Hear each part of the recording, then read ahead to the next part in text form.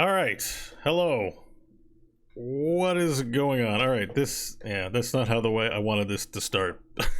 Not by a long stretch. And actually, technically hasn't started yet because I'm making a backup. All right. Greetings, fellow people of Earth. That's how I want to start this thing. What is it that I'm doing?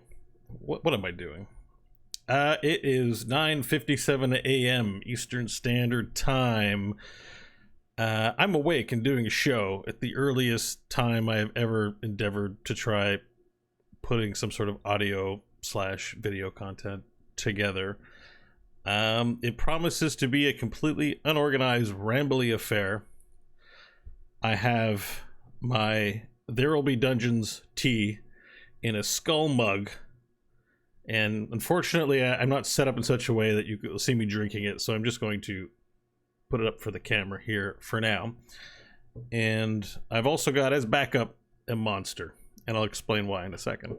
Or actually, it's Rockstar, but an energy drink. I'm streaming this live on Twitch, although this is primarily intended to be an audio recording. But the nature of the show is such that my keyboard is close to the microphone. There'll be lots of tapping. It'll be unedited and rambly, as I said for the beginning. Welcome to whatever this is. It has a name. It's the Beau Show. And it's an idea that I've been percolating around in my mind for quite a while because, well, sometimes stuff comes up that I've been thinking about or want to explore or just want to articulate in some way. And I don't have a place to do it in spite of all the stuff I do week in, week out. I've got a video game show. I've got a Dungeons & Dragons show. Very proud of those. I also have a debate show with some of my good friends. But unfortunately, the debate show, the topics are random. So if something prescient is on my mind, it is very difficult, A, to get that topic selected there. And B, to actually it's a show where we fight each other for time on expressing our opinions, and everyone has a strong opinion. So it's also not a great outlet for this. So this here is an experiment. It may be the only one of its kind, but I had to do it. I was pushed to do it for a very singular reason. And we should just jump right into it. I don't want to waste a lot of time explaining the whole thing, except that I was up all night contemplating this. I'm on holiday from the day job. And so normally my sleep routine is not very healthy or good. Someone befitting my new age, which is 40. I just turned 40 yesterday. So now I am deep in 40 territory, it being day one. Not that I want to make the subject of this conversation, but I'm on vacation, and that means I'm playing more video games. There's lots I planned on doing with my time, and I haven't gotten to any of it because I'm just kind of catching up on sleep, to be perfectly honest with you, and kind of unplugging. And given it's my birthday week, I'm tempted not to go hard on myself. But, there's some spring cleaning to be done. There are things to do. The music you heard at the top of the show is not finished, but I'm using it because I needed something, and, well, I made it, so I'm using it. But that's kind of the nice thing about what I'm doing here today is this is my show. It's the Beau Show. And I have no idea. This might be the only one. I'm going to post it on a feed. We'll see what happens. Really no plan. It was just an idea in my head. And because I was up all night and now delirious from lack of sleep for the most part, I'm motivated to just pull the trigger. I put a logo together like 2 seconds before the show, and this, whatever this is, I'm showing on the video. So what's got me up all night? Well, I mean, there's a lot of backstory to this, but let's just start off with this whole Hearthstone thing. What is this Hearthstone thing? In case you didn't know but decided to listen to this show, even though I probably will title it with what it's going to be about. So the latest in outrage on the social medias, on the outrage tab of Twitter, I woke up to a lot of conversation about let's say professional Hearthstone player, an esports athlete of the gaming world, getting banned by the tournament organizers, which is the company who makes the game, Blizzard Entertainment, for expressing a political opinion during a post-game interview.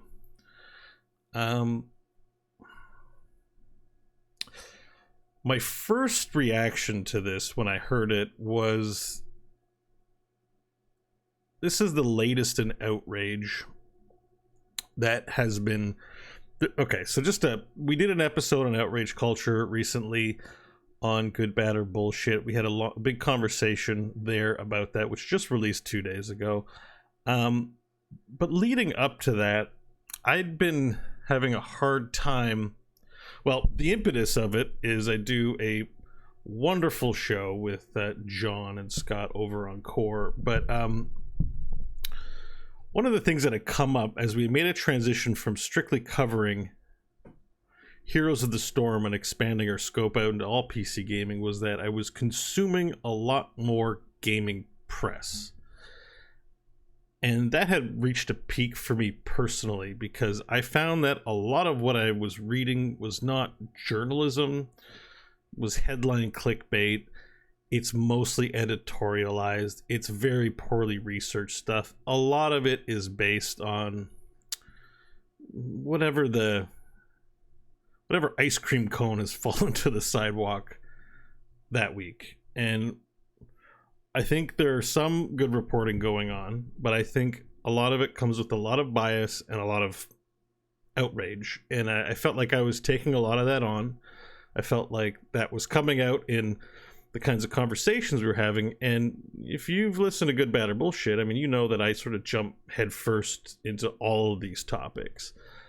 But that's not really what Core was about. Core was a celebration of gaming together, and Core is a celebration of why we love games, and specifically why I love to game with John and Scott and the extended family and sometimes listeners and stuff, is that it's fun to play these games. It's fun to make friendships and connections.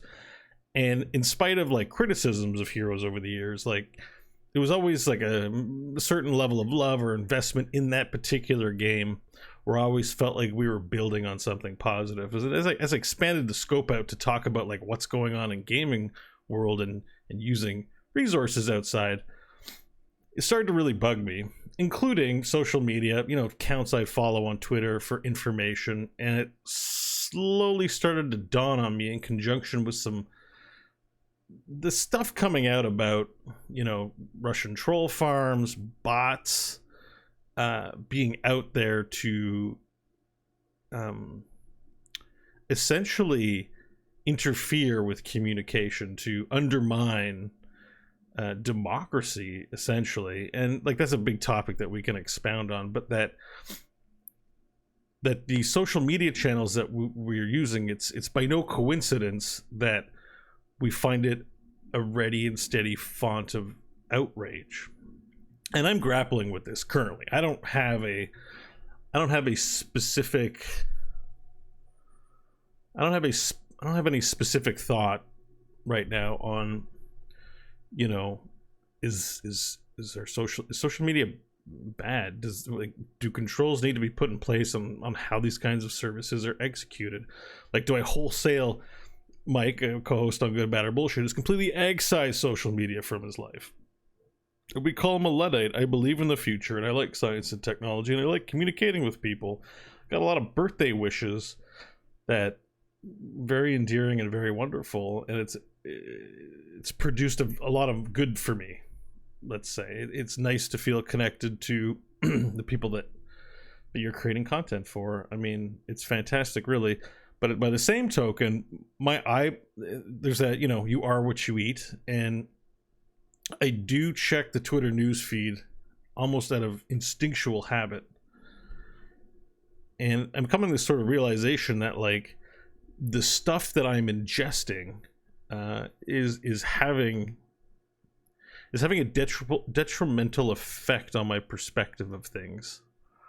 And I kind of see it too in tandem with looking at more gaming articles and seeing more news reports that are based off of the same tweets that's also affecting me, that you sort of come to this realization that perhaps it's no coincidence that we're outraged all the time about everything, and the gaming community being as plugged in as it is to Twitter. Like, the tennis community, I don't think they're checking Twitter and plugged in online communities like the World of Warcraft community is, right? So when things happen in the community, we really feel it on our social media feeds, and it's pretty much daily. If it's not daily, it's every couple days. Somebody's doing something that meets with the disapproval of a majority. Maybe not you, but somebody. And it's a part of the conversation that's being had on these channels I'm checking every day. So I'm very skeptical. That's my mindset when I'm looking at this Hearthstone news. My Hearthstone mindset is I'm very skeptical about what I'm ingesting. I woke up to this news seeing, Scott's like, I'm going crazy with people like this coming up as an issue. I don't know what I'm going to do in instance this week, blah, blah, blah, blah, blah. And I'm like, yeah, I mean, it looks like yet another outrage article. And granted, like, sometimes the source of the outrage is justified, but by the same token, I mean, there's been outrage about what companies have been doing all of my life. Now that I'm turning 40, I can say, when I was in elementary school, we were raging about acid rain and the kinds of things we were throwing in the garbage. In my university days, sweatshops, boycotting sweatshops was all the rage. Boycotting George W. Bush and WMDs and the Iraqi invasion, which, Mark Ruffalo, I guess, was tweeting about again today, so that's coming up too. But there were a lot of things over the years that, provoked and sparked outrage. And so I don't know that it's ever hit me as fast and as quickly and as rapidly as it has in the past couple of years, just maybe past year, like just really scrutinizing the gaming space. And I don't know if I'm just arriving to it and it's been there, or if this is something that's being felt by everybody who's checking their social medias all the time for the latest of what's going wrong in the world. The point being is that stuff is going wrong in the world constantly. If you stop and think about it, someone somewhere is being met with an injustice in some country, and if you sort of take in the full breadth of the human experience all across Earth, there's a reason to be upset and motivated all the time. And we're just individuals in a world full of billions, so I think we kind of have this survival function where we focus on, we have to survive, or we have to care about our family. We focus on what matters to us, and that's sad but true. For some of us, that scope is too large, but that's my state of mind when I'm hearing this Hearthstone news. I'm like, yeah, you know what? Some Yahoo who, decided to play professional sports, bless his soul, to try and win money, got up on stage and used his time detrimentally. I mean, Kanye West did it when he said George W. Bush hates black people. And this is not the first time someone's done this. We all know there's consequences to this kind of stuff. If I show up on Core and start preaching some political view completely undermining the show, I will be uninvited. Anyone would be, it's a privilege to work with Scott and John, and I it would have to be something I was so passionate about. But I mean, hopefully I'm somewhat enough of a professional that I would have that conversation beforehand and not ambush, which it's the ambush part, right? And presumably this person, as a professional player, might have a stream of his own doing just what I'm doing here, can just talk on their own stream, but they've ambushed the company and put them in a compromising situation. So my initial reaction to this Hearthstone player who, and let me articulate it, I guess, for anyone who hasn't heard this, who's listening to this, the professional Hearthstone player appeared, had won his matches. I don't know to what extent he was in the tournament, whether it was a final, but he was successful, and as is... Oh, technically Kanye said George W. Bush doesn't care about black people. Well, that's why I'm streaming, chat, for you to fact check me, or not that I'm spitting facts, but for you to, feed me the correct information if you would be so kind. He didn't say hates, but constructively we're close territory. And yes, Mike Myers' reaction, I still imprinted in my brain. I mean, it was a glorious day, honestly. Who wasn't rooting for not Mike Myers, but for Kanye that day? I mean, things have gone the way they've gone with him, but on that day he was a champ for sure, at least in my mind. But I was very dismissive of this Hearthstone news, but it kept me up all night, and I'm still not entirely certain whether this is a product of the outrage machine affecting me or not. But this professional player used that time in solidarity with the protests in Hong Kong, which have been going on. I looked it up. I looked up on BBC the 500-word sort of blurb about it, which I should just read out because I think this is an important part of the conversation. Hong Kong, and this is where you'll hear typing on the show. Sorry, but that's just the way this one's gonna be.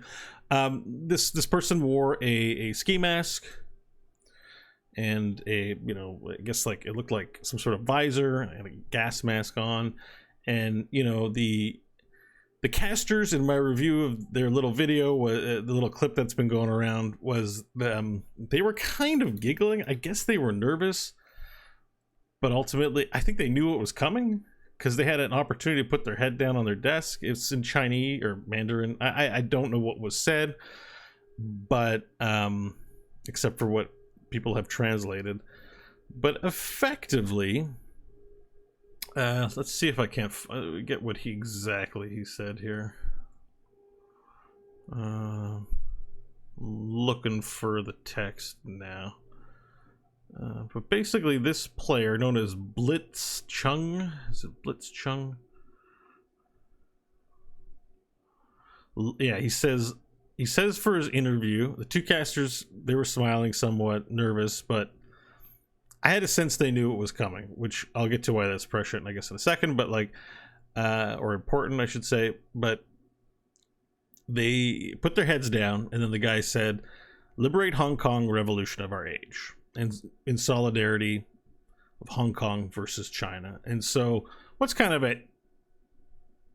what happened next was Blizzard banned that player from competing in professional sports, rescinded his winnings for whatever season. I mean, took money that he's earned through competition away from him and banned him for a year. A lot of what I'm seeing on opinion on this is that the punishment might have been just because, you can't hijack a channel. I mean, you can't be seen to be being allowed to do that, but that the long-term punishment was very extreme. Extreme in the sense that they might have still allowed him to keep his winnings. They might have given him a reprimand or a warning. They might have penalized him. You can't compete in X amount of matches. Like a year is a pretty long time in competitive esports, and to take all of his money away was harsh. So harsh that an accounting of what's happened is that for now, a quick little, I'll get to the reaction in a second. That's essentially the story, is that the Blizzard banned this person from competitive play, fired the casters who were part of the interview, and to my impression, it looked like they kind of knew it was coming and probably had an opportunity to stop it, but let it happen anyways. So we're seen to endorse it, and basically that, everyone just got hit the chopping block on this. The take on Twitter was that this was, kowtowing to China censorship demands. And I kind of, again, with my more cynical, like, oh, here goes outrage culture again. Here we go. You know, Kip Duran says, you were looking up facts. That is not how things are done online. You were supposed to jump to conclusions. Yeah, exactly. And if he said impeach Trump, I mean, that was the point. But I'm getting to that because I'm starting to. The point, I think, what I'm trying to wrap around my mind is that is this a little more important to be dismissive as an issue in gaming? Because this company and its actions of what it does is important to me. I did a show and supported the company and do support the company by playing their games. You know, it matters, but I kind of dismissed it yesterday and last night, even as you know, well, you get up on a stage that has nothing to do with Hearthstone, you spout some crap, you get what you deserve. We learn that as we get older. He's a young man, and it's unfortunate what happened. It's not a reason for outrage. It's pretty, like, I would argue, it's pretty normal if you get up and do something stupid, including protesting, that you've gonna have to face consequences of it. That's a very rational, adult, sort of dismissive way to look at it. But I'm thinking about it yesterday through the lens of it's just another thing to be outraged about. And certainly Blizzard has had its fair share of negative press over this past year since the cancellation of HGC. But a lot of that is been defensible. Like, there's a point where you can look at it and say outrage, but there's a choice that you're making to be outraged over kind of nothing. HGC being canceled, support of Heroes of the Storm being dropped was massively disappointing for a lot of people, including the three of us who worked on Core before it became a general gaming show. I've talked about that a lot.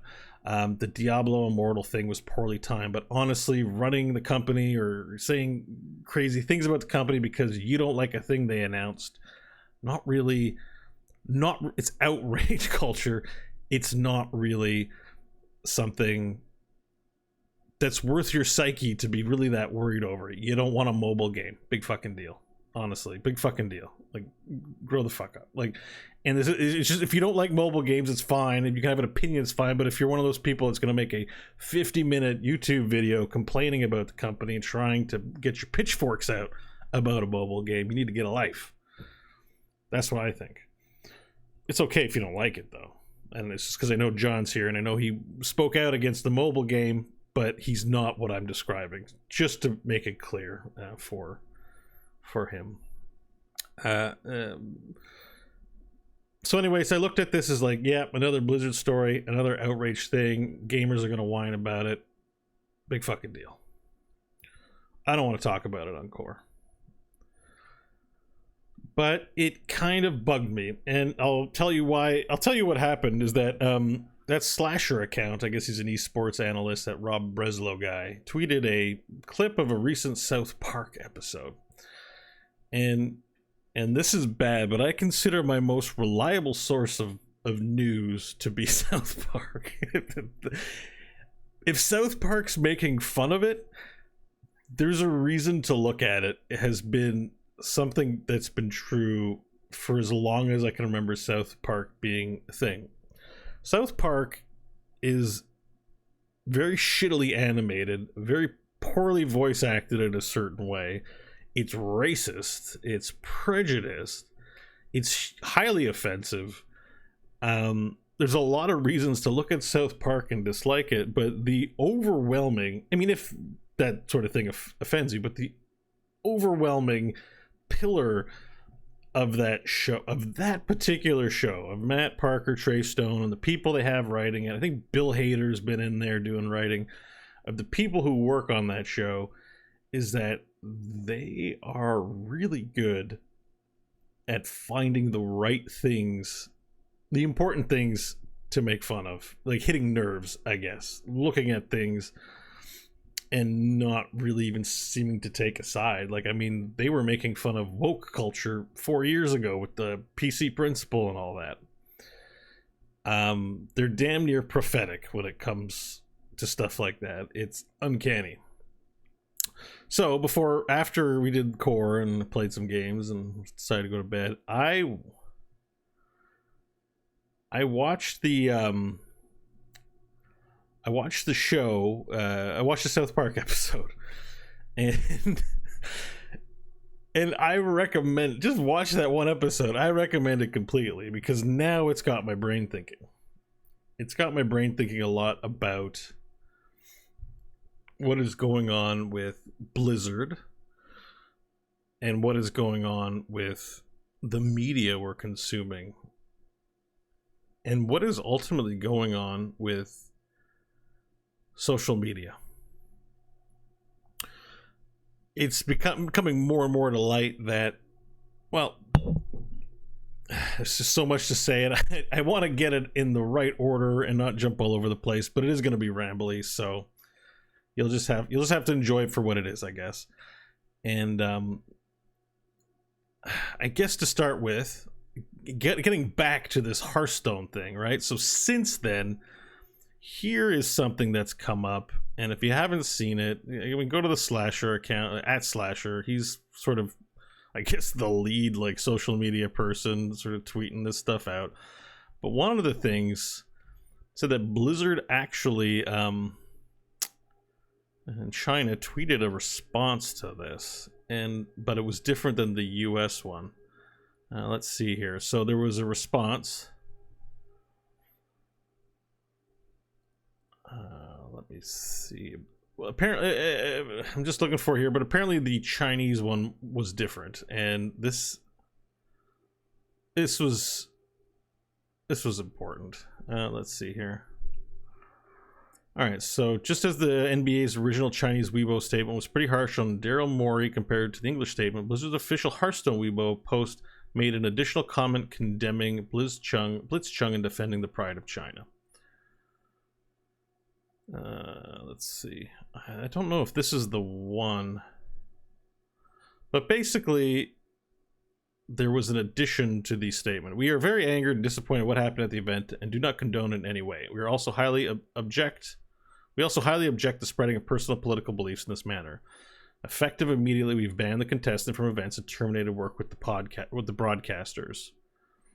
And then something that was added on the Chinese version of the press release was, we will always respect and defend the pride of our country.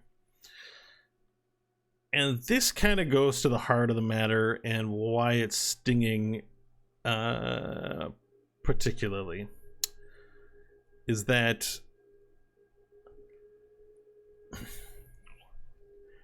the decision of Blizzard is being perceived by us in the democratic West. Are we the West? North America. I include Canada in this. We are a democratic nation like yours. Is being viewed as placating the censorship that China imposes upon its people, the gross censorship. It's placating it in order to do business with it. In the words of what South Park said is, you gotta sacrifice a little freedom to suck on the sweet teat of Chinese money. And you know, I've been supporting Blizzard projects with our content for some years. We do pay a lot of attention to what they're doing, where I'm a big fan of their games. I've really spent a lot of time and really enjoy it. And honestly, they've made it really pleasurable for us to do the podcast core. You know, making it easy, getting to go to the event they held for Heroes of the Storm will be a memory I cherish for a long time. The two people in particular on the Heroes team that I've been able to talk to at length for quite some time. Well, I did speak to Matt Villers a bit. We spoke with K.O. Milker a couple of times. I even got to meet Alan DeBeery and just have like a normal sort of casual conversation with him. I wish I would have been better about it. I was kind of just being a normal dude, but I've met a lot of great people who work for that company, I would say. They left good impressions on me, passionate about what they do, very human, not the picture that they're painting about people that kowtow to essentially, I don't even want to see communism, but fascism. I mean, that's ultimately what we're talking about here. Really good people at that company.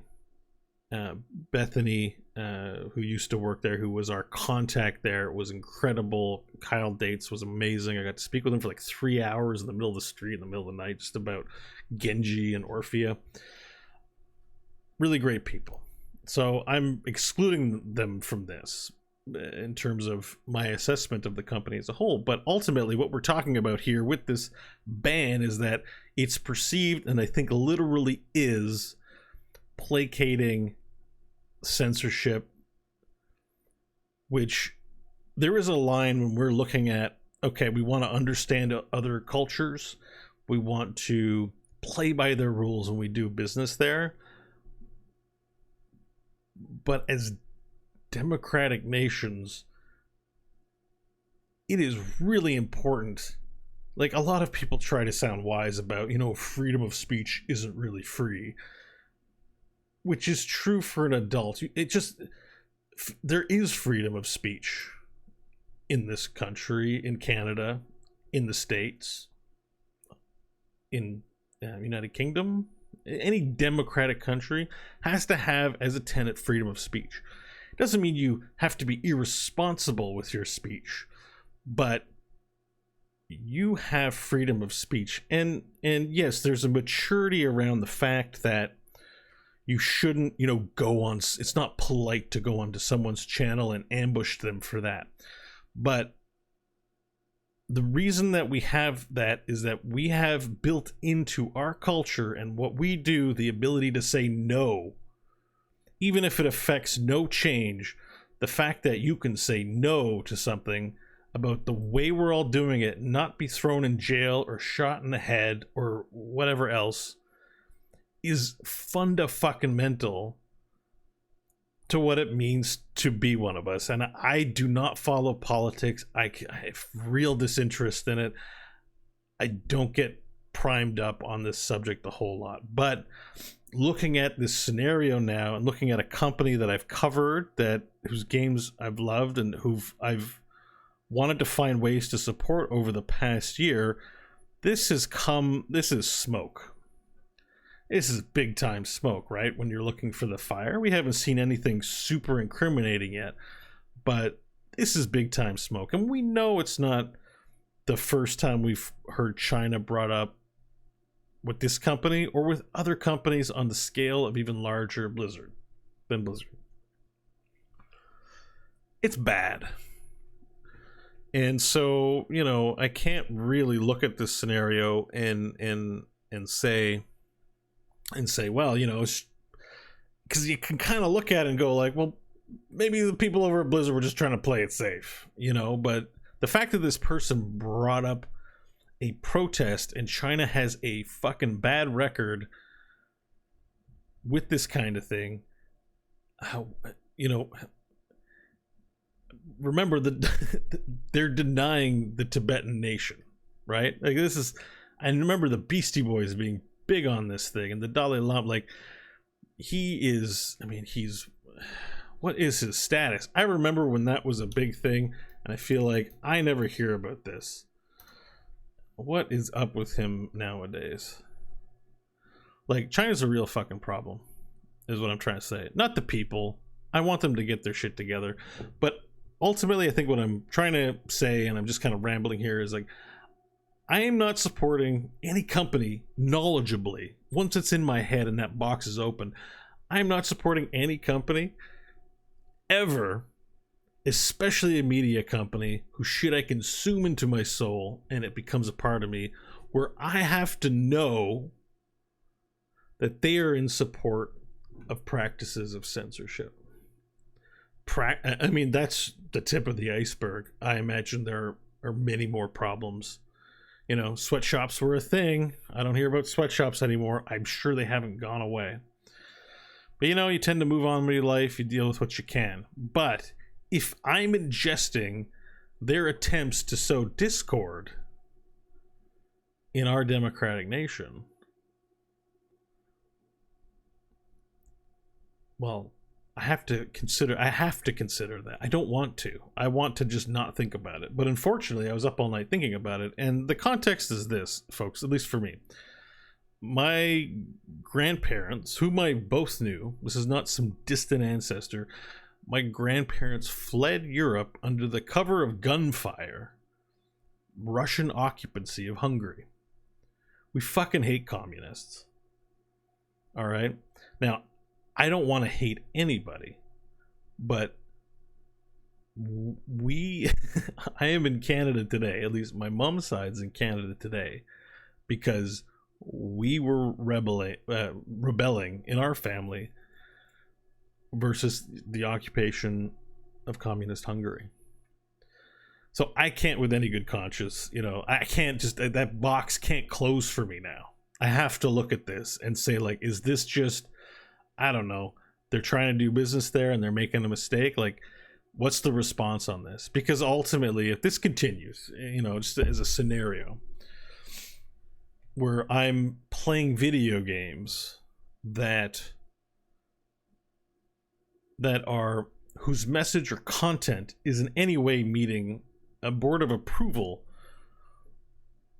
from a political regime that is fundamentally against my belief system, I can't ignore it.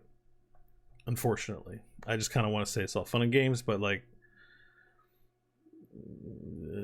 it hits me too hard in that sense. So that's why I'm kind of up all night, because I'm kind of grappling with this morality issue. When it comes to video games, usually these big questions don't come up because we're just logging in and playing our stuff, and we concern ourselves with the game, not the world around us. I'm not politically inclined. I leave that for other people to resolve, and I may have an opinion on it, but like, I'm not doing much when it comes to making change in the world or playing that ball game.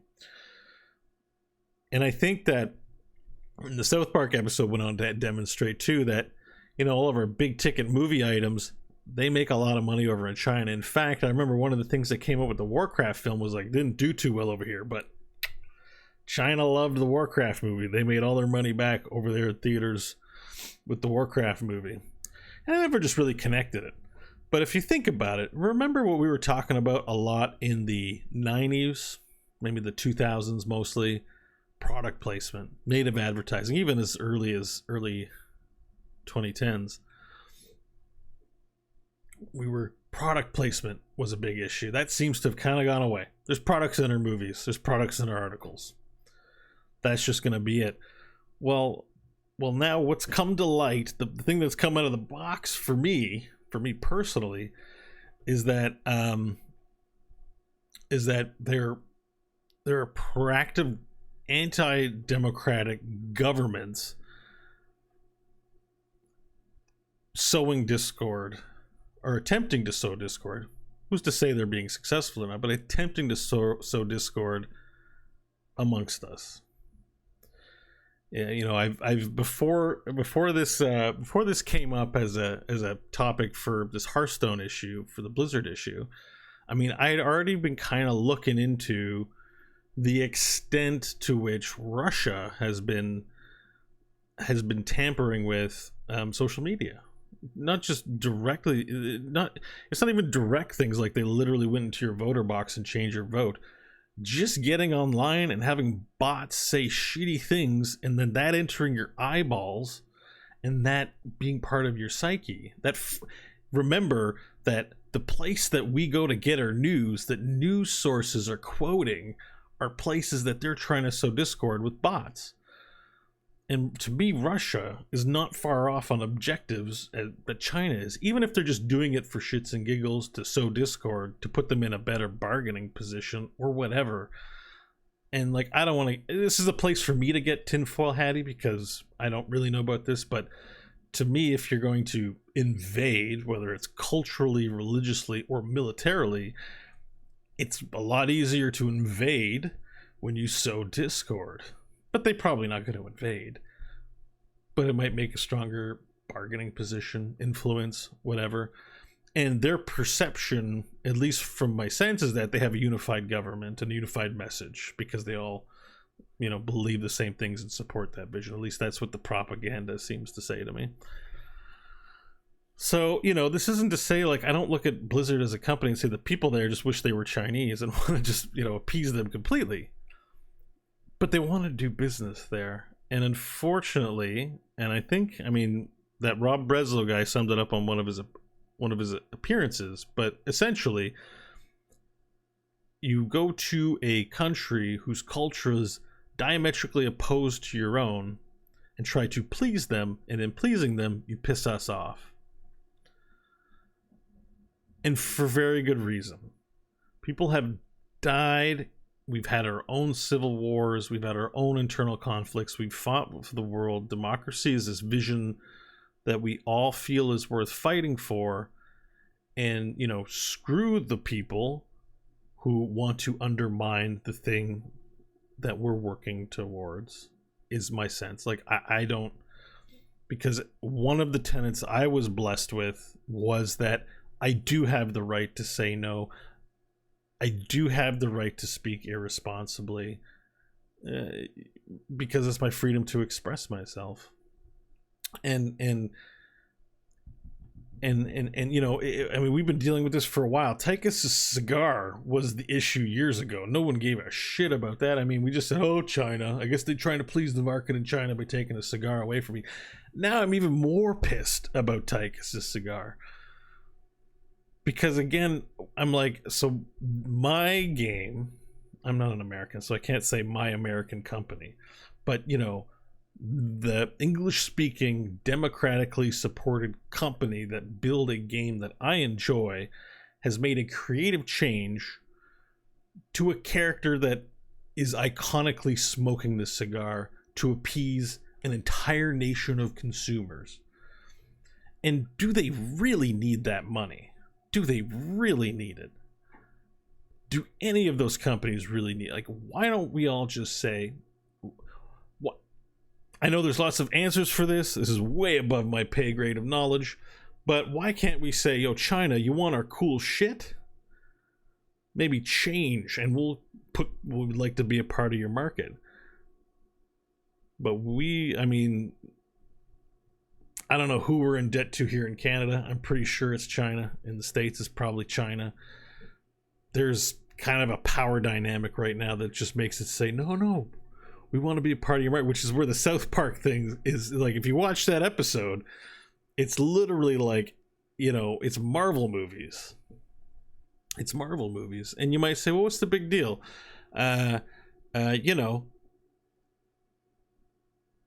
What's the big deal about changing a few words in a movie so that they can sell the movie in China? What's the big deal? And it's kind of like, yeah, you're right. So in Thor, maybe we don't have a homosexual relationship in a Thor movie. Not a big loss because it's Thor and whatever. It's not really the focus to talk about deep interpersonal sexuality issues in a comic book movie. It can be, but it's not necessary, right? So we can have a nice Thor movie without that stuff. And that's how it starts, right? That's how people get into your head. That's how these relationships start. It starts with something small. But then you said yes.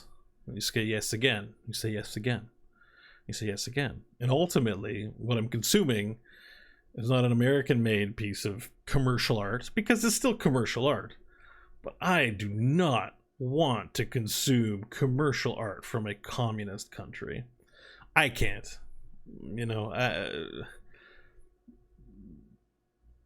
The horrors that my ancestors endured under communism, I can't do that.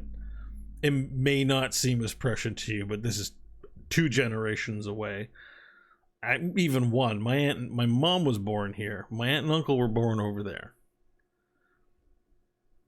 They came to a free democratic country because F Russia, essentially. And I have the privilege of not having to worry about it. I got to grow up without any hardship, with privilege.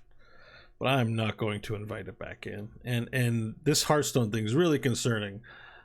Uh, of course, it's hyperbolic. I mean, I'm not trying to have an objective. I'm not trying to think objectively. I'm trying to be rational about it. But at the same time, and sorry to just highlight that, it just has to be. I mean, you have to draw a line somewhere. You know, I will watch a good Russian movie. I mean, Anton Chekhov is a great playwright, great literature. Dostoevsky, like, this isn't a condemnation of Chinese people or Russian people. It's a condemnation of essentially fascism. Like, if you are in a country that will block something critical, or the Winnie the Pooh, I guess, is the issue now, that will remove a player from a Hearthstone tournament because they support defending from an invasion. Not the first Chinese invasion, not the first Russian invasion in recent memory. And we're all kind of just being cool with it because we're like, well, it's a shitty little country next to a giant one. That's their business. Whatever. Well, they're fucking with us too. That's the point. And we can't tolerate that. We cannot tolerate it. And I'm very interested to see the Blizzard response on this. I am this close from full uninstall and disassociation. I'd like to see another news item, but I definitely smell smoke. I think I'm okay at this point, looking at it like, this isn't fire, or this, you know, I haven't found fire, but I'm seeing smoke, and I'm not sure what I need to do about it. I really like Blizzard games. In a couple weeks time, BlizzCon's gonna happen, and if something awesome's gonna, you know, Diablo 4 is gonna come down, that's a painful thing. I really want a reason to keep playing Blizzard games. I don't want to stop playing Blizzard games, but I don't want to support fascism, honestly. So the original meaty says he understands my family history, he or she, with communism. I think the focus on communism is red herring. It's authoritarianism that's the problem. Cause of lots of places have shown this can happen regardless. I mean, I'm not super educated on politics. It's really not my strong suit. I really avoid it for the most part. I could be misdescribing things, absolutely, about this. But censorship, I think, specifically for me, is like, it could be a democratic regime for all I care with censorship, and I'm going to lump it into the same boat, I think. So maybe you're right that it's authoritarianism. Not familiar with all the terms and the technicalities about that. Want everyone to be very clear that I don't speak from a place of authority, but I'm happy that our countries, Canada and US, will make our mistakes and will be there to solve it. We don't need other people interfering and helping us to make our mistakes. And that's where I'm at with this right now. So I kind of looked at this and I'm like, man, am I propagating outrage culture even further? Because it's that part's all mixed into this. Like, they want us fighting and arguing about this kind of stuff. Like, that's a delight. I have no doubt. Or just proves some sort of belief about us, or, you know, but at the same time, I can't help but look at this and say, like, you know, I was up all night thinking about it. I mean, I had my phone open. I was looking up what was going on with the Hong Kong protests, which is, you know, because it's Hearthstone, all of a sudden this is a big issue. But Hong Kong's been, you know, they've been protesting for a while, and I've kind of just, like, I don't follow news that much. I know there's shitty things going on in the world all the time. I didn't really get plugged into it. But here we are. You know, it came by way of video game, and I can't ignore booting up Hearthstone when I know that the people making it are supporting the side that is supporting a side, basically. I mean, my assumption about their behavior in China was just that they're there to do a video game, but they can't. Yeah, you can't. They took away his money. They took away his ability to play. I mean, the punishment was too harsh. And the PR afterwards, embarrassing from a democratic, free-speaking nation point of view. So let's see here. This is the 500 word about what's going on in Hong Kong.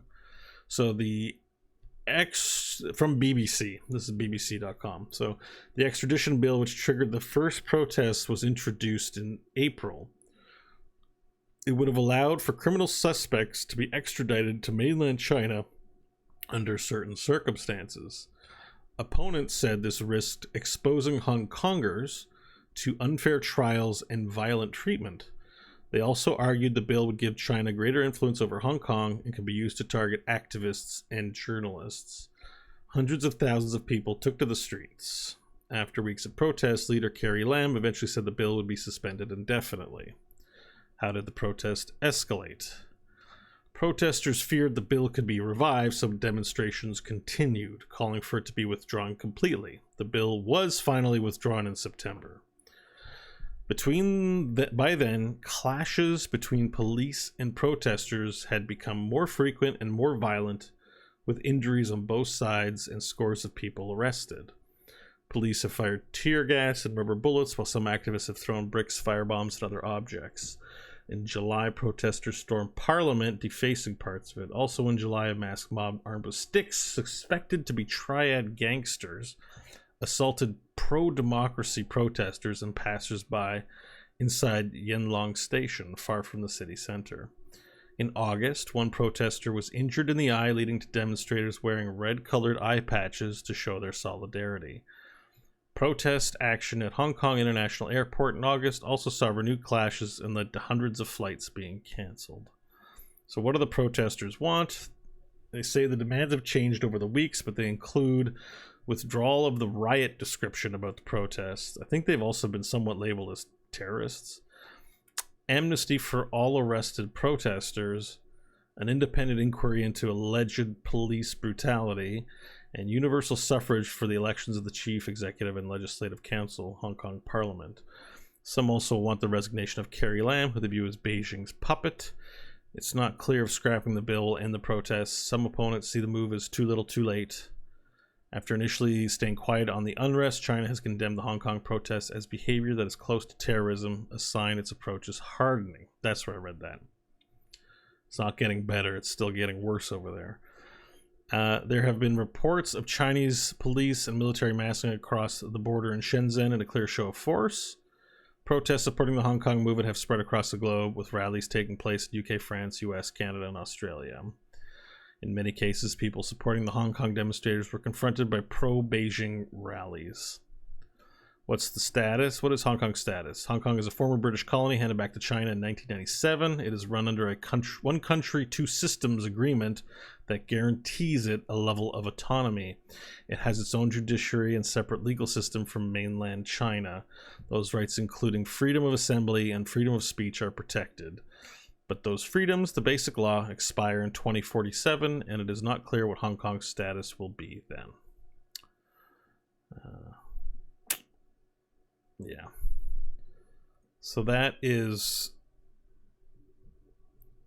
the lay of the land over there, and it's put me in an interesting position. It's just put me in an interesting state of mind, I guess, because, you know, I don't know the history of Hong Kong more than what this article even suggested, that it was a British colony at some point.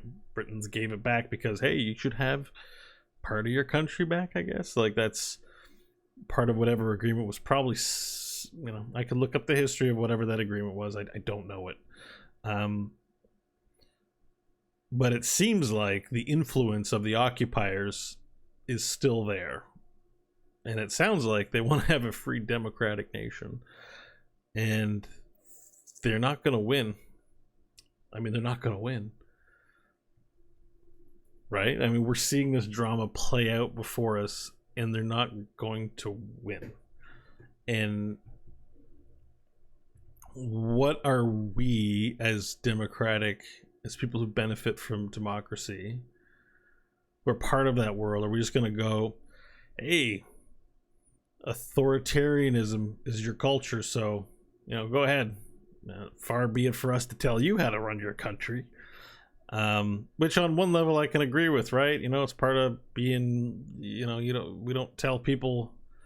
It's part of a conflicting thought, right? I don't want to tell people what to think or what to believe about their sexuality, about their religious freedoms, about their experience as a person of color or anything like that. I don't want to go around telling people with a certain amount of imperialistic, patronizing approach, hey, democracy is the way you should do it, and we're going to bring our army in to show you how it's done. I get that impulse. At the same time, you can look at a state that has propaganda, censorship, that commits horrible atrocities and go like, I am not supporting this. I don't know what the future looks like in terms of how we interact with all this, but coming back to this Hearthstone issue and the issue of Blizzard and other companies, this isn't just Blizzard. This is, coming to me through this channel, coming to all of us and everyone here. I mean, I'll be honest with you, I think this is the most viewership I've got from anything I've done. It's bugging a lot of you, right? I mean, that's why you're here, sticking around. And it's very problematic. This is the most problematic thing ultimately that has come from the cavalcade of bad news from Blizzard over the past year. It makes everything else look like just petty squabble. And that's why that's why I didn't sleep last night, and that's why I'm here chatting about it now, because I need to understand the decision I'm going to make with respect to this. And I need to see, what you guys, I'm watching you guys in the chat room. I mean, I'm mostly just talking, so it's hard to concentrate completely on what you're saying, but the discussion's very good in here. And Tally Zordel says, I want justice for Winnie the Pooh. And that's the most ridiculous, that's just, and this is South Park bringing it to my attention, but this is a real thing, that Winnie the Pooh is basically banned because people are making fun of the Supreme Leader over there, saying he looks like Winnie the Pooh. Fuck that Supreme Leader. If you look like something, have a laugh and move on with your fucking petty life. You gotta be fucking kidding me. For real. And we want to do business with that country. Let them rip off our shit. Who cares? That is, I don't want the media I consume to have gone through a censorship filter. It's commercial art. We're grappling with our own problems already. Seems like no one's gonna be up in arms about having Coke in their Fast and Furious 27 anymore. Fine, but I do not want it to meet the approval of a censorship board. Fuck you for offering me stuff like that. Period, man. Period. I gotta take that stand. I mean, I have to. I think if you believe in democracy, you should think that too, ultimately. But I'm not going to tell you what to think, but I know for me, that's a big fucking deal. And sure, John Oliver getting shut down is no surprise. The South Park is out too. And it's the funniest shit. If only they could have a laugh. But there's some insecure motherfuckers over there. And I ain't having it, man. I ain't having it. Blizzard's not that company. You'll have to decide whether or not what that means to you. It's going to be a tough couple of weeks for us who have ultimately decided to spend a lot of our time thinking about their products, supporting their products, giving them voice. I am not shilling. I'm not even giving the time of day to communist sympathize, not communist authority, whatever you call it, man, censorship fuckers. I'm not giving time of day to that, and that's very, very unfortunate. That hits me in a really painful spot, because I'm very proud of what we've done. I think their games are fantastic. I love the people I met at Blizzard. it's an absolute travesty. This is more than just outrage culture. This is like, a line needs to be drawn, and I think gamers might be the one to do it. Maybe we'll see if this gets shuffled. You know, I'm sort of, again, with this outrage stuff, I'm sort of worried like by next week we're not thinking about it. But what I really love is, you know, this May, people co-opting May as the spokesperson for the Hong Kong protests, because if it got Winnie the Pooh out, it might get Overwatch and therefore Blizzard out, and the people will take care of getting Blizzard out of China and not Blizzard itself.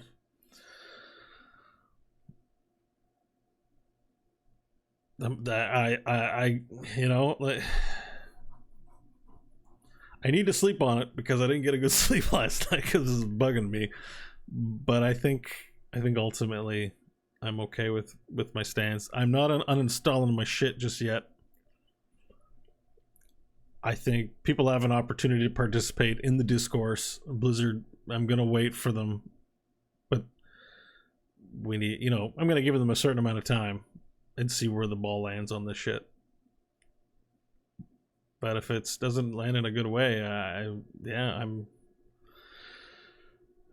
So let me just, I mean, you guys have been super, this has been one of the most active chats I've ever had. You guys are saying good things. I promise to definitely go back and look back and read everything you guys are saying.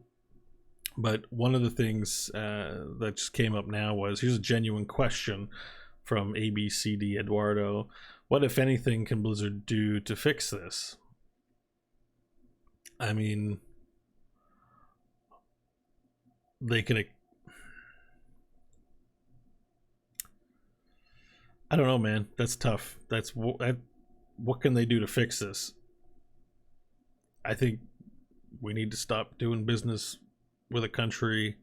I think we need to stop creating media commercial art projects and esports tournaments that have to run through a body of censors to appease a government.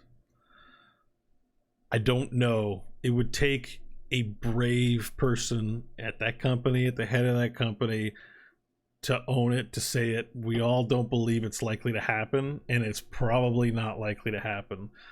But, you know, you do got to believe there are people in the world who make big decisions, take brave decisions, do important things. You gotta kind of hope Blizzard's not that important of a company. We're not talking about some tech company who's like Apple or something, who can't pull themselves out of their business relationships immediately without imploding their whole business. And it's just fucking MMOs. Like, sorry, you don't get video games, and sorry, investors, our revenue is gonna go down, but fuck censors. that's you know, that's what it's gotta be, man. It isn't even about like I get it, Blizzard's a company, they need to make money. I want them to think that way. They just, you know, the way South Park framed it, as they always do so geniusly, is that there's a certain point where you compromise too much. There's a line. If you, what is it? If you stand for nothing, you'll fall for anything. Something like that, right? I mean, so, you know, going again on some of this, apparently 30 or so Blizzard employees walked out in solidarity with Hong Kong and with with Blitzchung.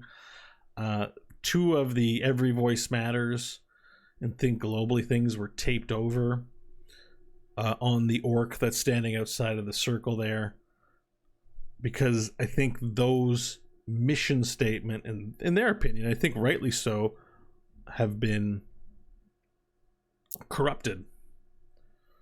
Think Globally doesn't mean, oh yeah, totally be a democratic company, but then totally be whatever it is China is, again, authoritarian, totally be that shit too.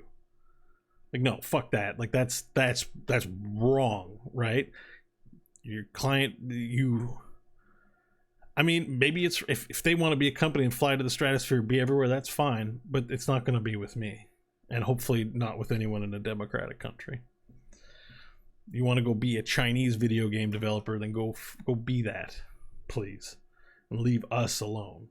And not just Blizzard, any of these companies. If Tencent really does exert massive influence out of 5% stakeholder ownership, and like Epic's out here like, yeah, anyone can say anything. Like, I don't know that I can trust that. I don't know that I can trust that anymore. We're not even talking about Hollywood movies. I don't know that I can watch Marvel movies anymore. It's like sad because I kind of don't want to have to research the shit I'm watching.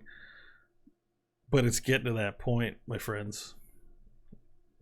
It's getting to that point where you got to ask, where's the money coming from?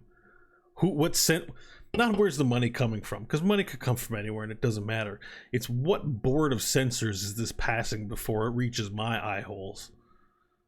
And am I going to approve of such behavior by even engaging in it and talking about it on social media and stuff like that? Like, this is the world we live in now. Crazy.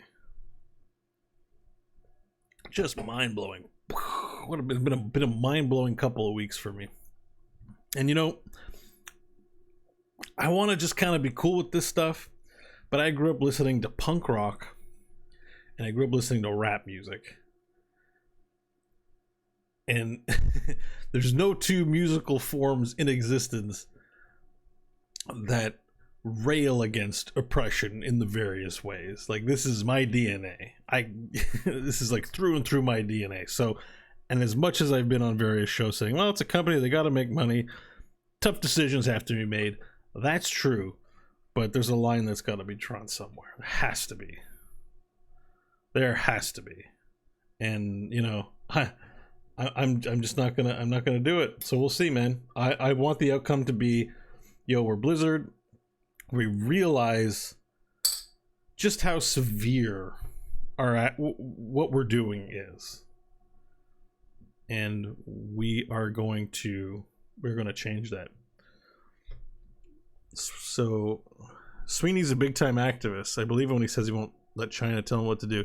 You know what? I'll have to look into that, man.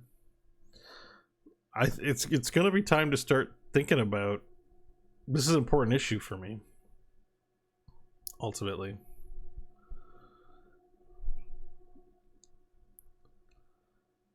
Now let's see here.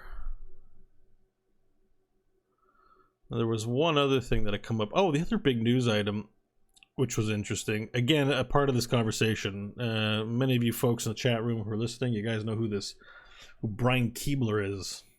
Magic the Gathering Hall of Famer.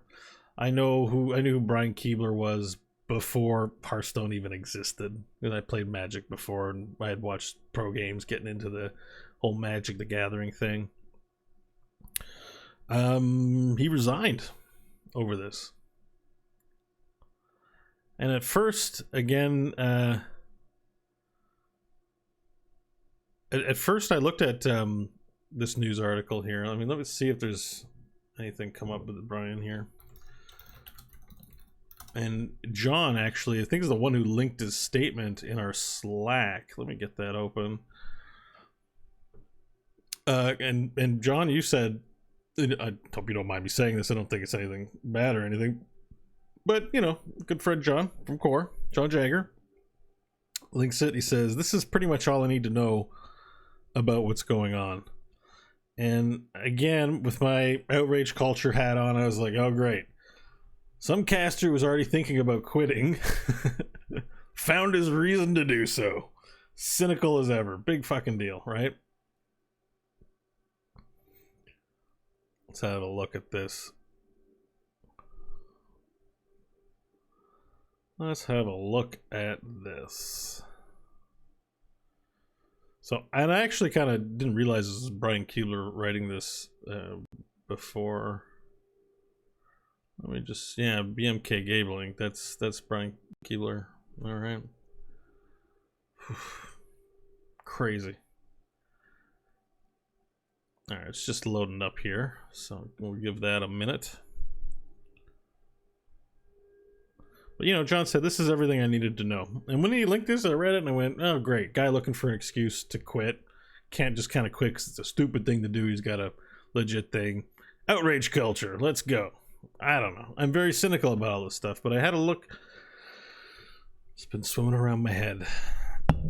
Let's see what he said here. Certainly never expected that my position in the Hearthstone community would lead me to making a statement on sensitive topics regarding international relations, but I always viewed my strange place as a public figure in gaming as an opportunity to try and make the world a better place in whatever way I can. So here we are.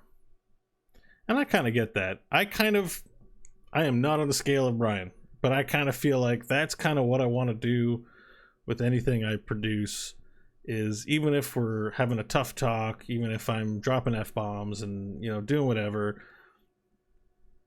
discussing it's making the world a better place. Having different opinions and ideas, even if sometimes we could have been a little more polite.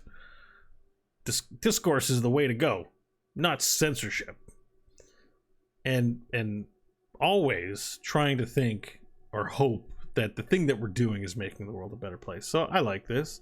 Here are the facts as I understand them. After finishing his final match of the second season of the Asia Pacific Hearthstone Grandmasters, Hong Kong player Blitzchung Waichung appeared on the official Taiwanese Hearthstone stream for his post-game interview, wearing a gas mask, lifted his mouthpiece, shouted in Chinese, "Liberate Hong Kong, revolution of our age," rallying cry of the ongoing protests in Hong Kong.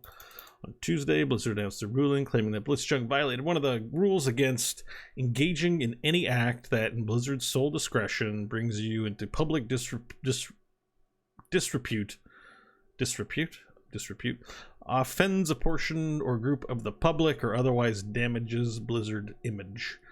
The penalty they imposed was expelling him from the Grandmaster League entirely, including revoking retroactively the prize money earned and banning him from competing events. We already discussed this. They announced that they would no longer work with casters. I want to start by saying that I feel what Blitzchung did was very brave. He knew his actions would likely have serious consequences, not just for his future in Hearthstone, but possibly even for his personal safety. And I commend him for the fortitude that takes. Even so, I do think that Blizzard was correct in issuing him a penalty for his actions. They do not want to set the precedent for their official broadcasts being used as political tools. The players agreed to particular rules for behavior, and he violated those rules. I think we can all agree with that. I think on some level, you can't mess around on the channel. I think that was my initial reaction, which is why I was dismissive of it. I've seen many descriptions of the situation claim that Blizzard took action against Blitzchung for his support of Hong Kong protests, but that's not entirely accurate description. They did not penalize him for his political stance. They penalized him for breaking rules by using their official broadcast to promote that stance. Anyone who pays attention to my social media knows, and this is Brian Keebler's words over on bmkgaming.com. Sorry, I just wanted to make sure I was citing that. They do not penalize him for his political stance. They penalize him for breaking the rules by using their official broadcast to promote that stance. Anyone who pays attention to my social media knows that I'm not someone who shies away from politics. I'm frequently quite vocal about my views about what's going on in the U.S. I have a deck called Election. All right. I would rather risk alienating those who disagree with me than stay silent on matters I consider important. But when he was on the desk for his broadcasts, he leaves his views at home, which makes sense. Maybe I'll make a subtle snide remark on occasion, but I know I'm representing Blizzard in addition to myself. If I were to close a show with speech about how I feel like Trump should be impeached, I wouldn't expect to be invited back for future events. All that having been said, there are additional factors at play here. The punishment meted out to him is incredibly harsh. I could understand a fine or short suspension, but removal from Grandmasters, clawing back the prizes, and banning him a full year is completely overboard. To an extent that feels completely unwarranted and unfair. I won't pretend to understand either the intricacies or the geopolitical situation in China, Hong Kong, or the full extent of Blizzard's business interests there, but to me, this penalty feels like it is deeply rooted in both. The heavy-handedness of it feels like someone insisted Blizzard make an example of him, of Blitzchung, not only to discourage others from similar acts, but also to appease those upset by the outburst itself. And he says that it's something he in good conscience can't be associated with. He reached out to Blizzard and told them he is no longer comfortable casting the Grandmasters. He won't be a smiling face that tacitly endorses the decision. And he's out. He says, do not take your anger out on other casters, streamers, or employees. This is not the kind of decision that comes from the rank and file. Pretty excellent statement. Again, you can check this out on BMK Gaming if you want to read the whole thing. I pretty much read most of it. In light of all this, that's a pretty big statement, a pretty big action on his part. And again, thanks to John for bringing it to my attention. Something that also sort of just impacted me greatly. It's difficult to feel that this is happening in a vacuum, that it's just some young punk who is, you know, misguided, used his thing for the fashionable protest of the day, but has ultimately used his platform to bring, to call attention to a serious issue going on in their country, and it's a first-time offense. It's a first-time offense. This person could still be competing, could no longer be offered interview privileges, could be offered a decision about his conduct going forward. But Brian Keebler, someone with a good reputation within the gaming space, and not something I look at and ignore very easily, right? So, yeah, that's where we're at, my friends. And that's it's an hour and a half so far. Let's see what chat room's up to here. Jay Bugman says, I do not think you can ignore Money Part. A company I know grew from 10,000 customers to around 1 million on opening to China market. Unfortunate truth is that in a case of open conflict, some companies with a big enough established China market could ditch Western markets altogether and not lose much profits. Yeah, I mean, I guess that's what we're talking about. And again, that's why I say I trust South Park, I don't know, to bring the smoke. Because I know there's a lot of shitty stuff going on. I don't know. On paper, it even just sounds okay, man. I mean, there are people who would love some awesome products and services out in China. We make them. Let's just do business. And let's get over some of the hurdles involved with our political ideologies and theirs. But, I mean, we seem to be, and when I say we, I mean the democratic nations of the world, particularly the United States. But I don't believe Canada is immune to any of this by any stretch. It would be naive to think that. Are under assault by the Discord sowing, like on the reverse side of, on the other side of things. There was an interesting article in Motherboard the other day. Not the other day, like a few months ago. Chinese chips. And I don't know if anyone here read that article or not. Forgotten that Chinese chip story. We haven't. It's still...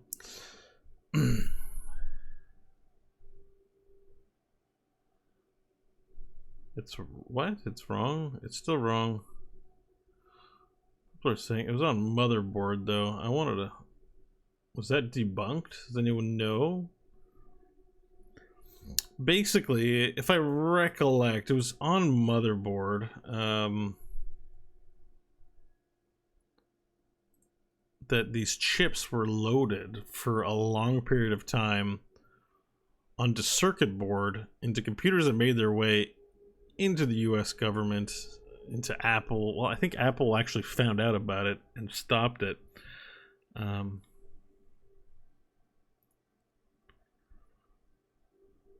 I guess that was debunked. Undercover operatives from a unit of People's Liberation Army inserted tiny chips about the size of a grain of rice in motherboards during the manufacturing process. The affected hardware then made its way to high-end video compression servers assembled by Supermicro and deployed by major U.S. companies and government agencies. On the face of it, this was sensational stuff. Software hacks routine. I guess this was not plausible. First Apple issue denials. I'll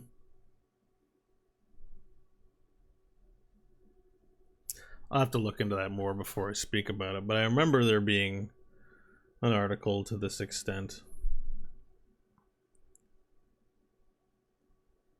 All right. I'll look up that article, and maybe, who knows, that'll be a future Beau Show thing. But it did come out for a while, unless anyone in the chat has some sort of update on this thing.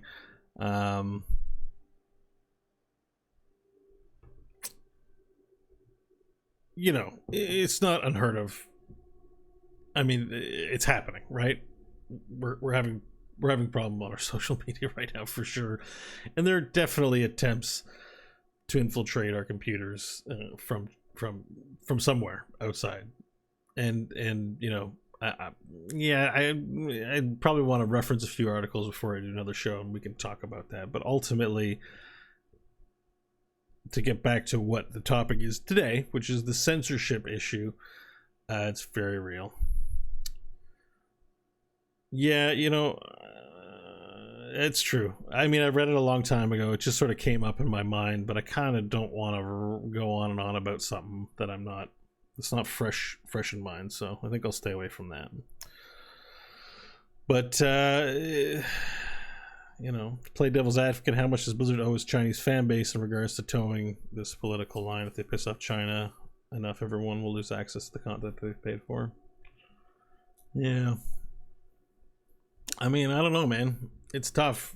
And, like, ultimately, at the end of the day, they may just want to be that company. Like, there are companies in China who serve Chinese customers, presumably. There are companies from non-democratic nations who may offer goods and services imported into China. There's business being conducted. I just think what's important about this is that we have to look at the power of the media we consume, the things that enters into our eyeballs, that forms part of our conversations at work or with family, or, you know, we kind of just dismiss out of hand, like, you know, I watch this and I watch that and whatever. I'm in control of my own mind. No one tells me what to think, but, like, I'm here to tell you, man, like, I think we all have that experience. We see, like, a cool movie. You know, I remember the first time I watched Spider-Man, I'm you know, the Tobey Maguire one, I'm you know, my girlfriend's kind of going like this, and I'm kind of going shooting my web spinners out after the movie, like, that was fucking awesome. Like, on certain levels, you may have adopted a catchphrase or a saying from Simpsons, everyone going, "Oh," all the time, which wasn't in your head before you ever heard of what the Simpsons were or watched an episode. Like, the things that we consume over broadcast, I mean, even this, but for, you know, video, films, movies, stuff like that, it is part of the culture of things that we are speaking back and forth to one another on. And, you know, it used to be, I think it's still the case, that, you know, we were very critical of American news programs because of, you know, I guess this came up a lot on the Daily Show and the Colbert Report. You know, that it was constantly alarmist, and, like, watching alarmist stuff, like, yeah, there's bad stuff, but also, like, consuming that all the time affects us. And now add on top of that the stuff that you're watching, is John Wick actually cool? Is John Wick okay with the censors? You know what I know didn't pass the censors is Mr. Robot. I feel fucking safe watching Mr. Robot. I'm gonna watch that new season, like, feeling totally cool. But because, you know, China's literally the bad guy in that show.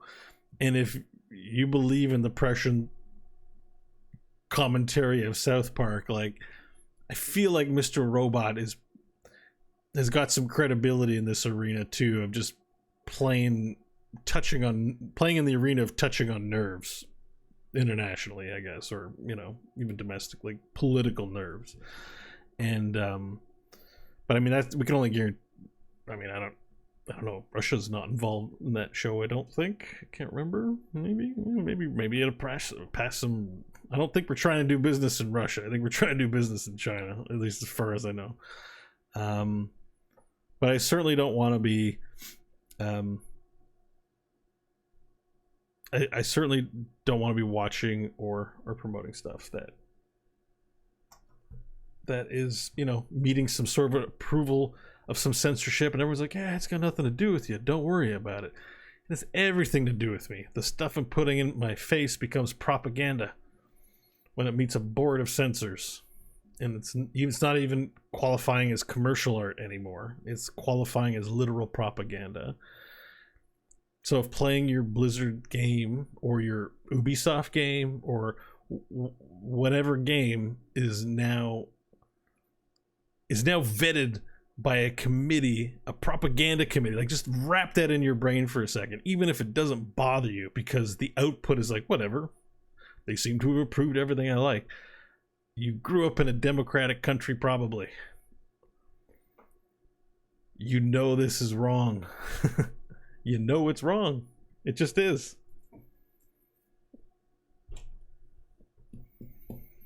I think that's where I'm going to land on it for now.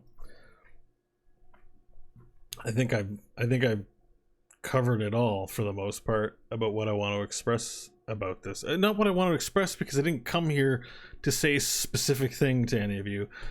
I'm doing this to articulate the thought into words, to hear it back, to see your reactions, and to ultimately allow that. There's a difference to the way you think about things when you articulate them out in the air versus that. So that's kind of what I'm trying to accomplish here. So that's where I seem to have arrived at, based on everything that's come out and built up over the past 24 hours on what I'm thinking about it. I should definitely do a follow-up. We should definitely see what's happening a week from now. And I'd be very, you know, I think maybe I'm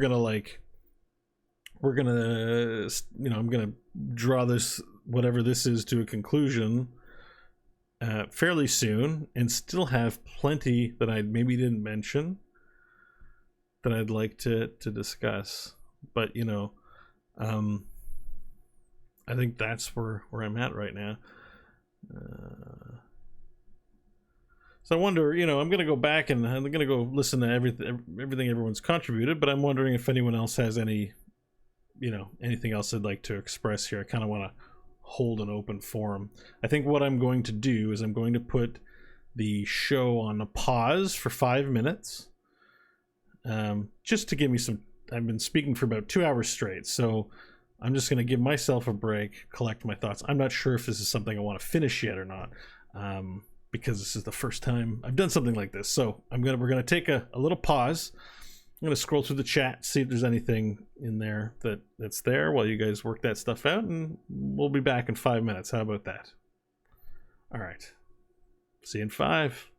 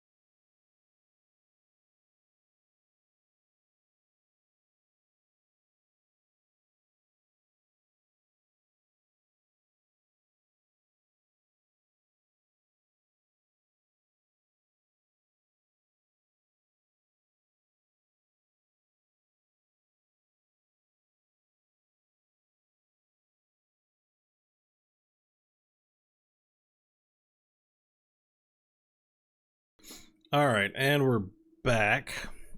Let's see here. I'm just gonna go through some of this is all the chat history. I don't know if this works for Twitch. There's so much here. You guys, thanks for participating in the discourse. I see it's on everyone's mind. I'm just gonna pick out a few things here. Okay.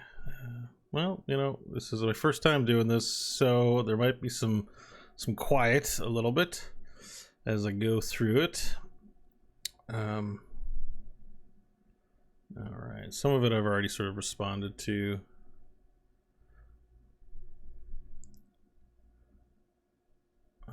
So let's see. So Alpha Chi says a lot of the Hong Kong didn't want passed would have allowed extradition to mainland China. Seeing what happens to people arrested in China recently makes sense that they wouldn't want this to happen. And I think that was covered in this sort of BBC very quick write-up about this, but I think it's the picture painted to me from this is that, you know, if you can extradite people to China, then you can deal with them under China law, and that's definitely something that, you know, it seems like the Hong Kong what they're fighting for is a democratic fight, it seems to me. I mean, I definitely need to read a little bit more to speak more knowledgeably about what exactly that is, but yeah, I mean, that's a conflict that comes in direct conflict with our view of how people should be treated. We're having those conversations and debates, and I know I speak kind of pejoratively about woke culture because I'm just kind of sick of outrage culture, but that doesn't mean I don't believe that there are conversations to be had and that there are things that we can do better to be more accepting and to be ultimately more humanist, if that's not a term that's already used to mean something shitty. I just mean it in the sense that we show respect for our neighbors who live under the same society that we do and have the rights and freedoms enjoyed by those considered privileged. Like, we should all have those same privileges, and that's something I believe. And we certainly don't get that by censoring those kinds of conversations. So yeah, it's like, it's the companies that we purchase our products from and that we propagate. We can't have them also endorsing this kind of thing. This is regressive. This is not democratic.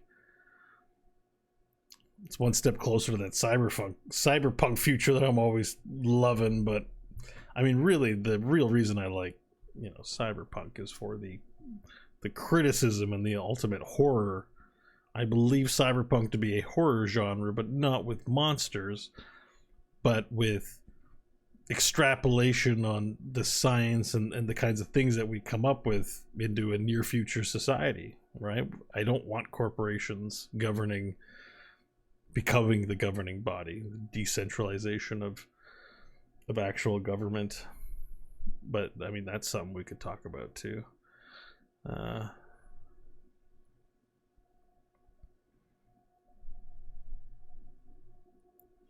Also, Xi rolled back the 2-term president limit, which was a spooky from a consolidation of power thing.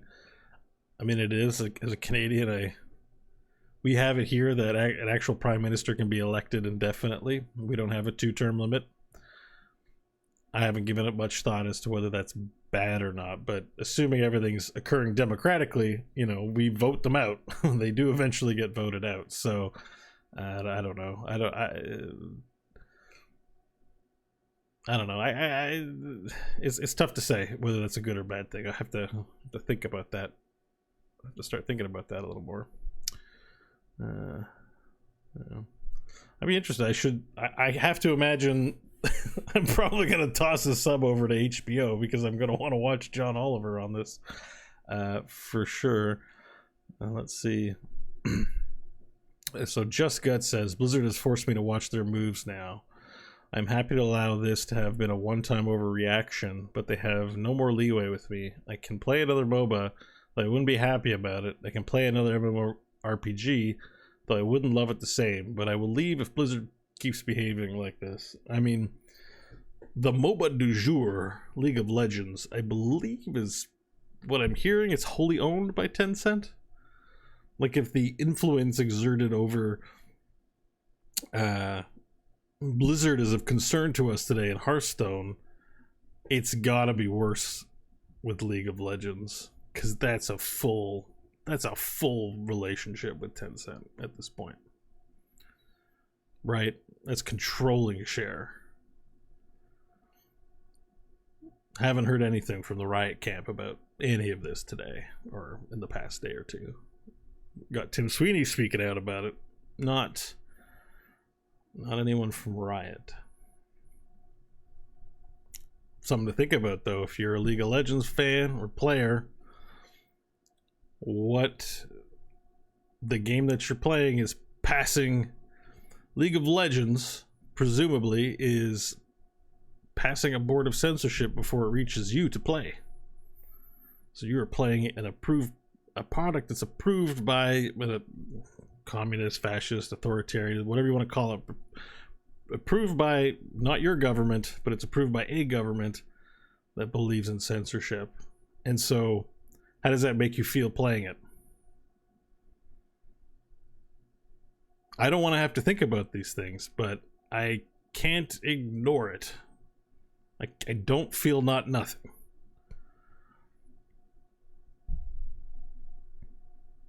So is playing a video game political when that company is international? I mean, what if, stretching the conceit out all the way, what if you knew actual slaves worked on your game in another country?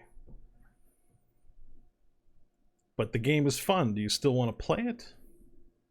Do you care? Do you not care? Is that important to you? I don't want to play a game that's made by slaves. I mean, we can joke or we can have a discussion about, modern day slaves or the shrinking middle class and blah, blah, blah, blah, blah. But if a literal slave made no money, forced to work under threat of death or worse, made the video game that is amazing that I played in another country, so not affecting any democratic lives, would you still play it? I have to say the answer for me is no. And we're not talking slavery, that's an extreme, but we got to start somewhere in the conversation. So we have this scenario where a board of censors are approving the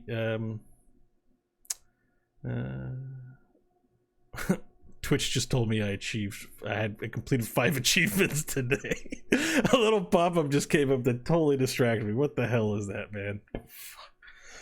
Wild. But anyways, that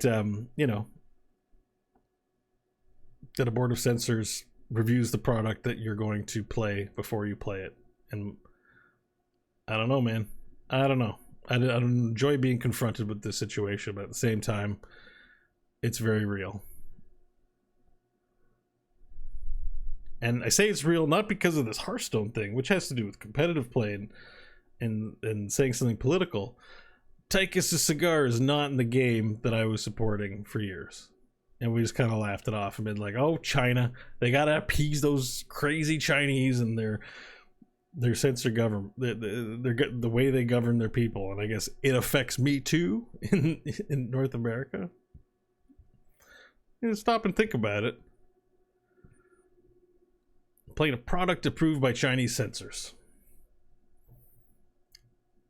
I don't think I want to do things like that anymore. What if the real down and dirty truth is this? NetEase or Tencent own a majority share of Activision Blizzard. That's like the only thing that makes this all make sense. Well, one of our commenters a little earlier I pointed out is that they just want the sweet money, man. I mean, you're profit driven and the whole world's a market. And I didn't really like. I need to look into who's making what commercial art in Hollywood for the movies that is John Wick approved by the Chinese government? Are changes made to the commercial art to appease Chinese government that I'm also enjoying? Do I consume that content? Should I? Should any of us? I don't know. I don't think so.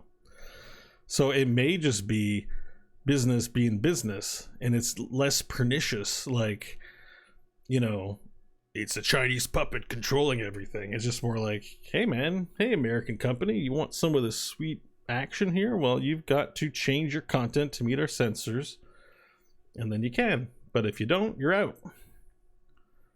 And everyone's like, oh man, if we don't pick up that money, someone else is gonna pick up that money.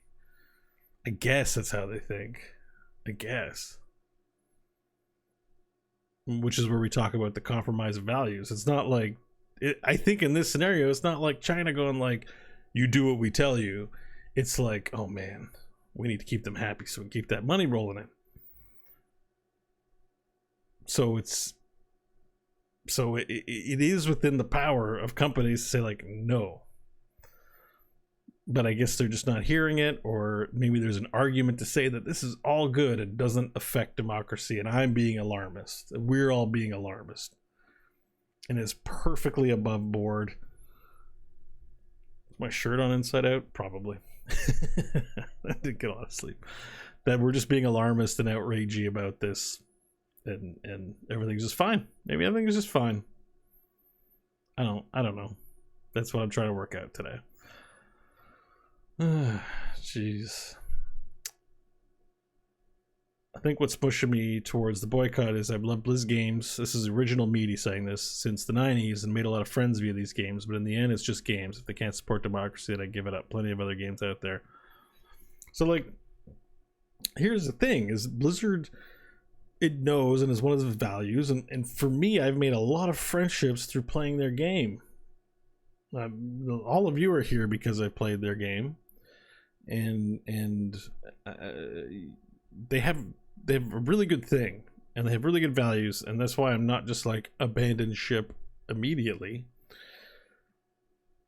And the promise of the internet, I mean, I'm old enough that, you know, my introduction to the online world was not even the internet, it was BBSs, right? The ability to communicate. I've talked to strangers I've never met about God knows what I was thinking about at that age on BBS forums, sharing shareware, sharing not so shareware, getting a copy of the Anarchist cookbook, you know, cool dangerous stuff you find on the internet, being like, you know, no one that I knew in high school was like doing the stuff except maybe one or two other people that, you know, I made friendships with because we were BBSing.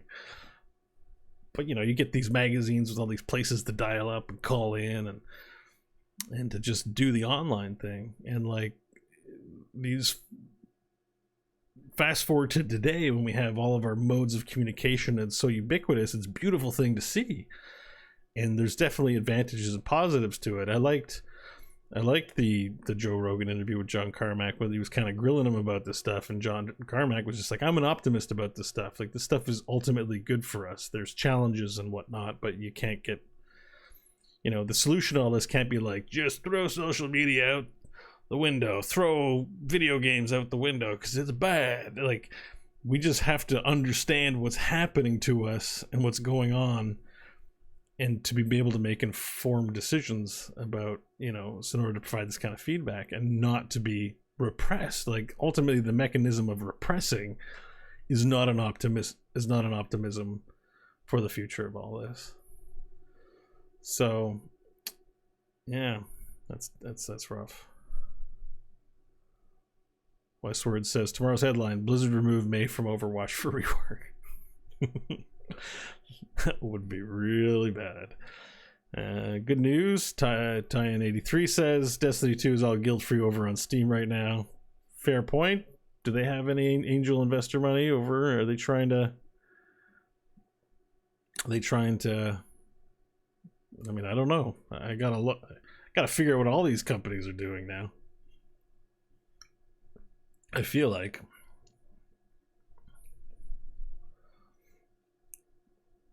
BlizzCon is going to be interesting. There's a lot of negative buildup, and you know, there are a lot of great people that put hard work into that show. That's a grassroots kind of thing that started up from nothing. It's sorry to see that it's kind of the way that it is. Oh, I've got something I gotta go shut off. I'm gonna be right back. Sorry, 1 second, guys.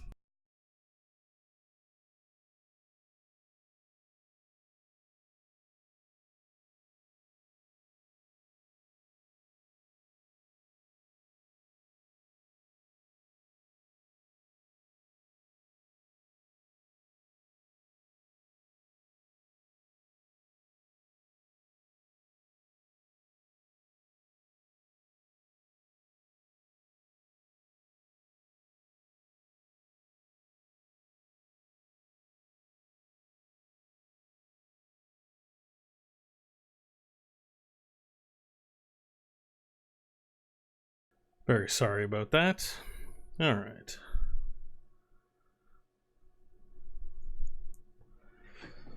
People talking about leaving Blizz to go to Riot and Epic, but Tencent owns more of those companies than Blizz.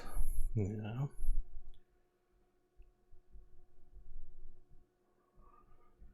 Beau regularly using the Epic launcher could be the future.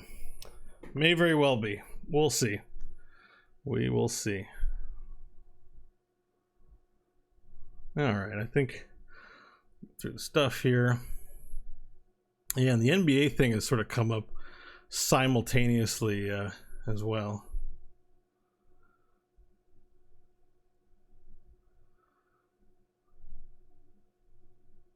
Let's see here. Okay, we're getting caught up.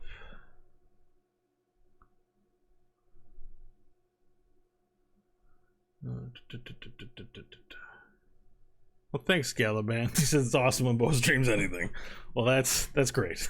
I assure you that that's not part of the design. We just kind of see what happens, and we let whatever happens. That's kind of the agenda here. For all their struggles from going solo with such a big game, Bungie sure did pick a great time to break away from Activision Blizzard, for sure. I think so. We'll have to look into them, though, I think at some point. I mean, I enjoy Destiny, too. I kind of prefer Warframe, if I'm being honest. Gotta figure out what's Warframe. I mean, I might be a full-on DE supporter going forward here. I like Warframe a lot. I think they're an interesting developer, for sure. So, Rightink says, this type of thing has been going on for decades, all caps. Christians in China are imprisoned and some executed for their beliefs. I find it sad beyond belief that it took South Park to draw awareness to censorship in China. Boom. Boom. Rightink laying down the law on this. It is sad. I mean, like I said earlier, we are aware on any given day, somewhere in the world, something fucked up is happening that we, given the choice to control it ourselves, would put a stop to, would try to put a stop, would do something about it. You and I were like, we got our struggles too, right? Maybe that's overblown, but I don't know. I gotta go to a job. I gotta put food on the table. I gotta deal with living here. I didn't make it my mission, when I picked a career or picked things to do, to do things of this nature. But I feel like at the very least, well, it's not even at the very least, like maybe we just should be paying attention to this. Like, the China thing is not new. China being this way is definitely not new. You might say it's sad, but at the same time, those are the kinds of, I think people have to have it put in front of their face in a way that makes sense to them or relates to them, which is why it is important when people do brave things to get to sacrifice or to do brave things, whether it's sacrificing their livelihood or their dreams or their standing, their perceived standing, embarrassment, to say these things. And when they say that about gaming culture, it's a real thing. They're very plugged in. We're very on top of everything that's going on, and we're highly mobile when we disagree with something strongly. And maybe that is what it's going to take for us to be like, yeah, the world I'm interested in is Azeroth, or whatever the Skyrim one is. What's that place called? you know, I play games to escape.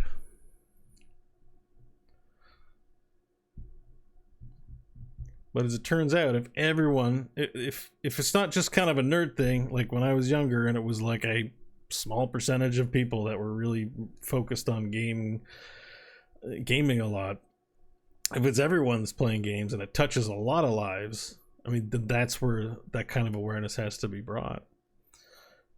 You know, I mean, it is sad, but at the same time, it takes people doing great things to bring this kind of thing to people's attention. I think we, more so than ever, are more complacent and everyday about tragedies, right? All the shootings that are happening.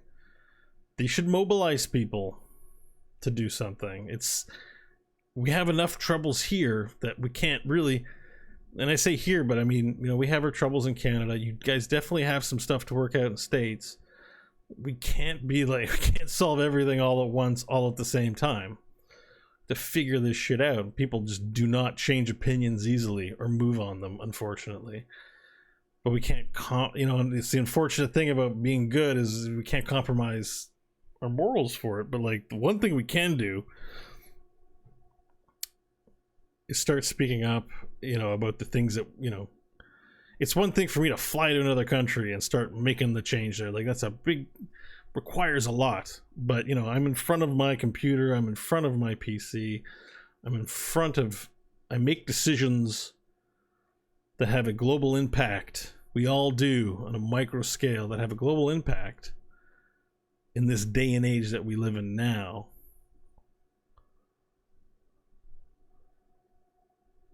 That we have to seriously consider them, and it did take this. We'll see. I mean, this is day 2. Could all be forgotten by next week. A lot of stuff like this gets forgotten when whatever new comes up next week. Epic will piss somebody off. Valve will. Who knows?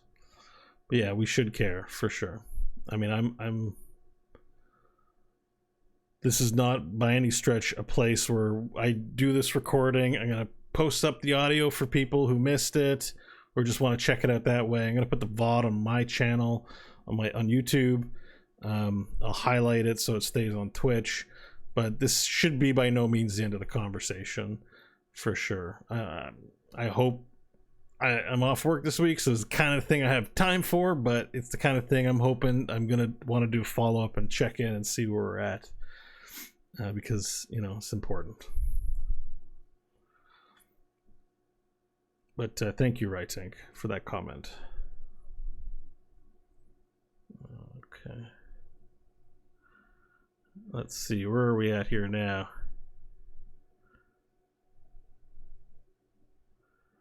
A penalty, Jack the Overmind says, Jack L, the Overmind says, the penalty might look harsh, but we need it to keep in mind this is also the first time it happens. They have to make it harsh so it'll not happen again. It might not have nothing to do with China. Yeah, I mean, that was my initial thought too. You know, the honest to God truth is, on the surface, maybe it had nothing to do with anything. It was just them anticipating it. But still, that's the point. I think that's the point.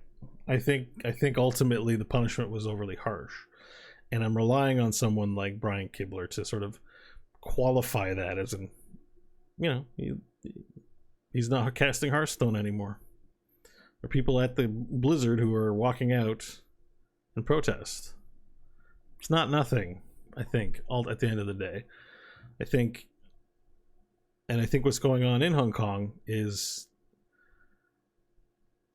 it's definitely not getting as much global attention as it should, probably because the media companies that you would rely on to get this information might, I don't know, be considering if it would go over well with China, whom they do business with. Right? I mean, that's the big problem with China. It's massive. It steamrolls Tibet. It doesn't want Taiwan recognized as an independent country. It wants Hong Kong, ultimately. And the people of Hong Kong reject mainland China. And a lot of us who, you know, in the free world, we have journalism, we have the freedom of press. what we're feeling is this, maybe that this information is not being propagated as much as it should because of conflicts of interest like this one. And you know, it's touched us in the video game world. Lyle Schnub said, I mean, Blizz is specifically self-centered before to get products into China. It doesn't have much blowback as this, but they did change character models, not just skeletons or exposed bones or something similar. I mean, you're completely right. I've laughed at it as a joke on Core for years. It's like, whatever, they gotta make a modified version for their market. But I'm waking up to the idea that that's a problem today. That's a problem for me.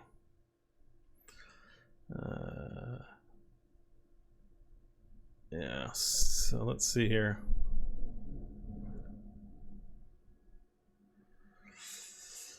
Is it up to government sort of the stuff though, not a video game company? Well, I mean, I guess so. Part of the issue. I mean, I don't know.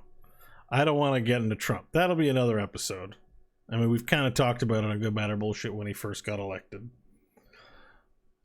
But you know, your current political situation in your country is definitely, I can only imagine how difficult it is to deal with. How absolutely disappointing it is to deal with. Because there's not agreeing with someone in political office in your country, but there's a sense that they were democratically elected and that's what the people wanted and that's what the foundation of the country is built on. You're not always going to get your candidate in there for various reasons. And you might even say, you might think one party is defunct or another for whatever reason. But this has been my impression since I first watched the inaugural speech, and it's been true. The person in your presidential office right now is a sick person. He went in sick with a mental health issue. That's just what it looks like to me. A severe one. And like, we talked on Core a little bit the episode 2 weeks ago about like narcissism, and if that quiz ranked me as a narcissistic personality, sure as shit it's like a petri dish full of all kinds of different problems going on there. And that's not just me being polemic or, you know, like, it reads that way to me, and I feel sad about it. And I, you know, it's something we can talk about. Maybe there'll be another Beau show and we'll talk about what I think on that subject. But I think I'm going to try and keep, you know, try and keep it on what's there. But yes, I mean, that plays a role. What's going on in your nation's political sphere, I think, at the federal level is definitely impacting a lot of what's going on in terms of outrage right now. There are a lot of people mad about this situation, and that rage is also finding its way into other parts of the national character. And I feel it here in Canada, and it technically doesn't affect me because we have our own politics, I think. I'm really bad with Canadian politics. I probably pay more attention to yours than I do ours.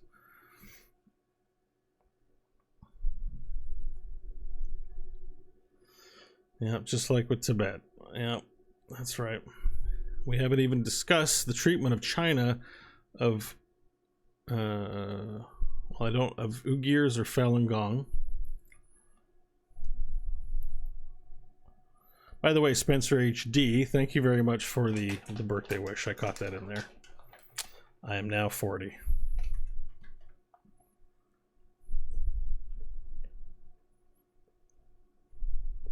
Writing says narcissism is common.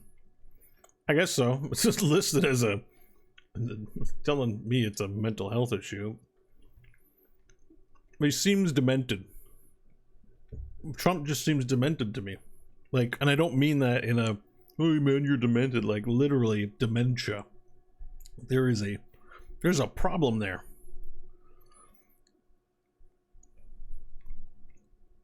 what are we going to do about it? Like, no one can force him, I guess, to have a third-party examination. I mean, does anyone ever even bring that up? It's just an embarrassment. It's sad.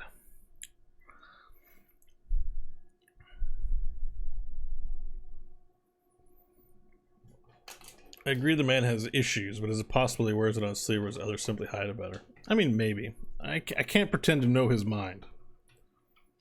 I only see what I see. It's just the impression I get, right? He could be a perfectly healthy person, and that's just who he is. I can't dismiss that because I don't know. I'm not a mental health expert, and I can't diagnose through the TV. I don't know if anyone would ever want to do that, but it doesn't, I don't know, we thought George W. Bush was bad. When 9/11 was happening, I remember in university we were organizing protests about WMDs here in Canada and, hating on George W. Bush and shit like that. And now I'm like, fuck, man, bring that man back. Maybe not that extreme, but seriously,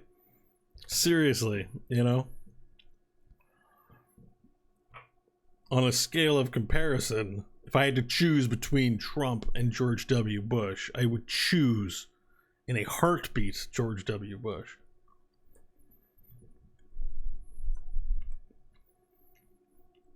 I mean, not my president. Really not for me to say.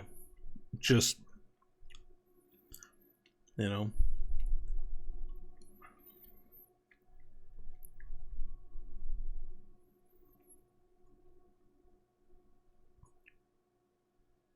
Anyways, I think I've gotten out everything I need to get out for now. The question is, Trump and Ping, who would you choose? Well, we could. Is Ping? Who's Ping? I guess, is that the people's leader? I'm trying to Google Ping. I assume he's somebody from China. Xi Jinping, Chinese politician serving as the... Okay, it's Jinping. Xi Jinping. If you haven't had a chance to check out that South Park episode, though, do it. It's what got me on this bench. South Park is never far off from... Not that I agree necessarily with everything that the show says, because it's very racist and controversial, but if they're talking about it, it's not nothing if they're lampooning it. Yeah, he's the Winnie the Pooh guy. Yeah, Marco Rubio had a tweet. Marco Rubio, what was that about? Let's see here. A couple of senators weighed in on this. I mean, that's the other thing with gaming too. When people are trying to score political points, censorship in gaming comes up all the time. Oh, those violent video games. But how many senators are rushing to preserve the expression of creative freedom in video game art, commercial art, or otherwise in politics? Like, I was trying to think here in Canada, I'm like, do we have even any branch of government that deals in video game content? We have big video game studios in Canada. We got Ubisoft, we got Eidos,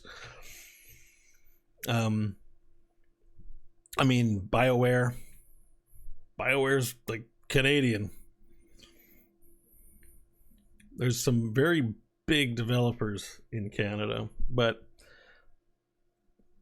I can't think of like if there'd be some sort of content regulation they'd fall under at all. Like, there's definitely stuff for broadcasters, the amount of Canadian content that they show on their channels or on their networks and what percentages there are.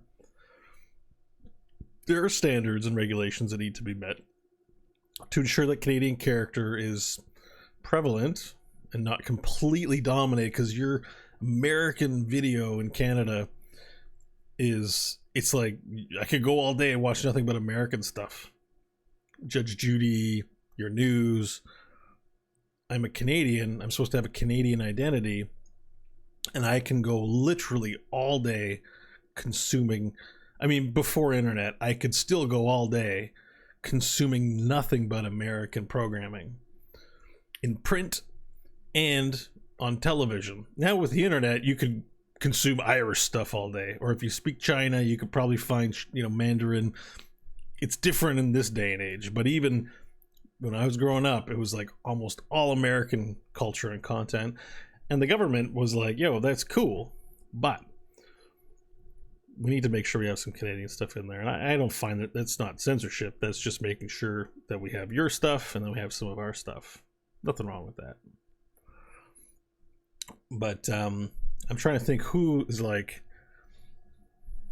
you know, what are we doing about video games in this country if there's anything even remotely resembling regulation specific for video game creators. But certainly in the States, right? It's usually people are using to score political points. The senators bringing it up.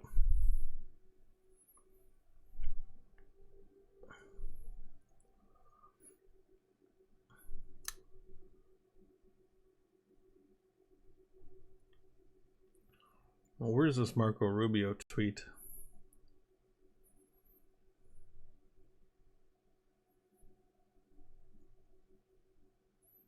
Oh, this guy tweets, oh, there it is.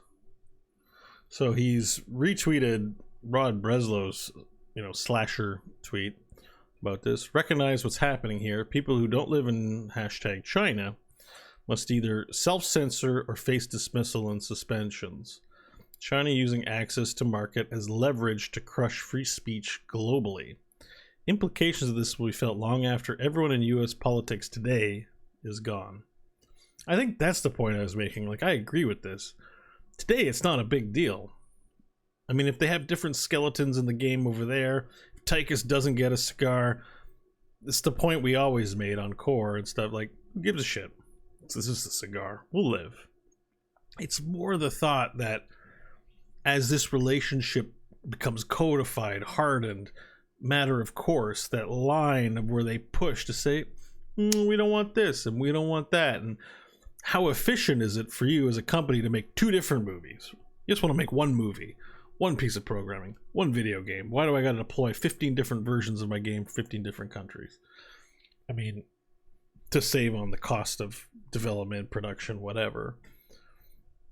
You would want to make one product, ideally, I would think.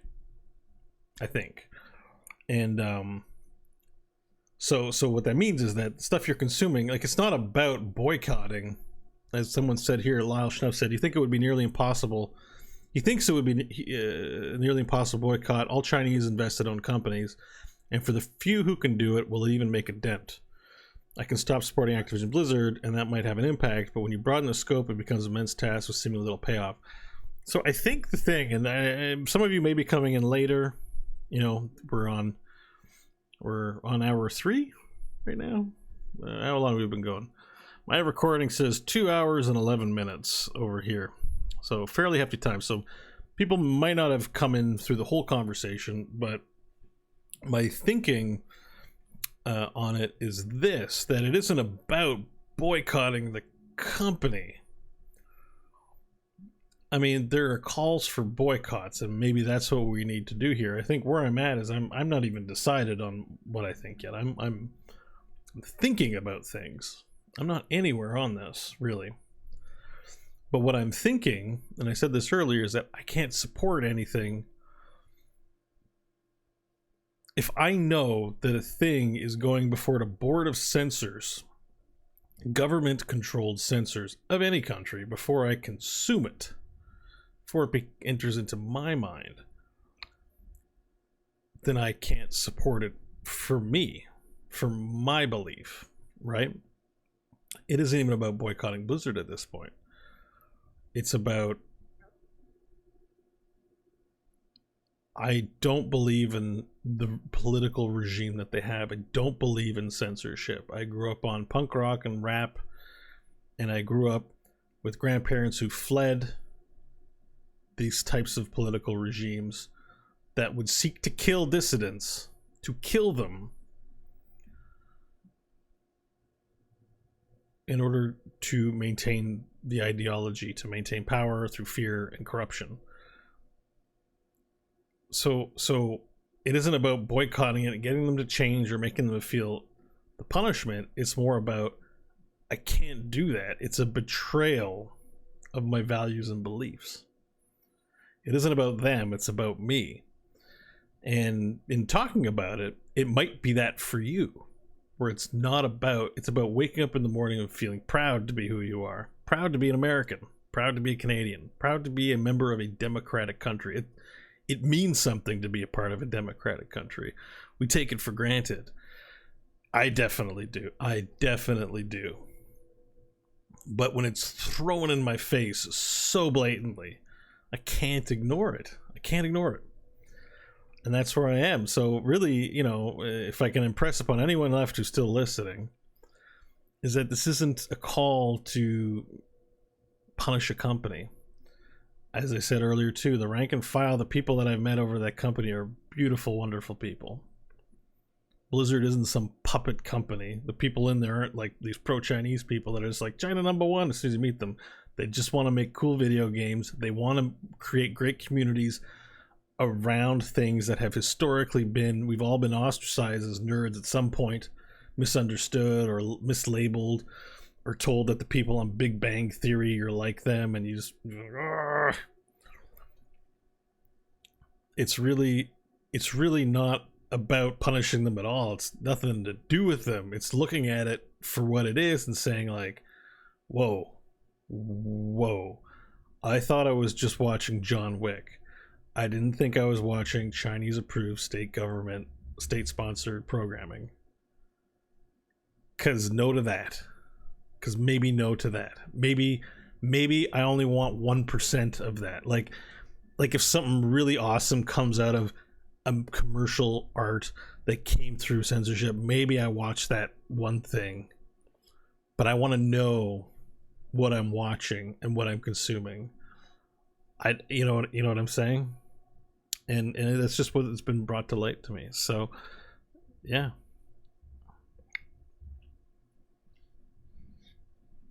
So that's why this really is a little bit more than your typical outrage culture BS. This is a pretty important time for that company. A lot of people who've watched today are definitely fans of Blizzard and of the game. I will continue to remain so at this time. But if I do not hear satisfactory, if I don't feel that the company's going in a satisfactory direction, then I'll have to make decisions, consumer it with that. And John says that 100% nails it with him. Understood why everyone involved did what they did, so the only thing left for me was, how do I feel? I don't expect anyone else to do anything. We'll have to come to our own terms and decide what that does for us. And because there are also people going to Blizzard streams and giving them shit, harassing people for still playing, and that shit isn't cool either. No. And certainly, that's why I'm having this conversation. I tweeted earlier today, fuck censorship, and I kind of hated tweeting that because it's kind of an aggressive thing to say. It's not a pleasant thing to read. It's part of the outrage bullshit machine that I'm just contributing to. But at the same time, that's the punk rocker in me is just like, fuck that. Let's scream out rock songs all day saying fuck that. And that's my attitude. That's how I feel about it ultimately. If I set aside my other feelings about, what we're doing with outrage and what we're doing with that energy online and stuff like that, that is what I feel about this completely. And I'm doing it for me, and I'm not here to try and change anyone's minds who's listening to this. We're just having a conversation. And certainly you shouldn't be dropping in people, giving them shit about what they're streaming and stuff like that. That's not constructive. If this guy sacrificed his career to say a few words that were against the Chinese censors, for me to have a conversation, for all of us to take a step back from Hearthstone or from World of Warcraft, from Heroes, and have a look at what's going on, then I think he would be happy and do it all over again, period.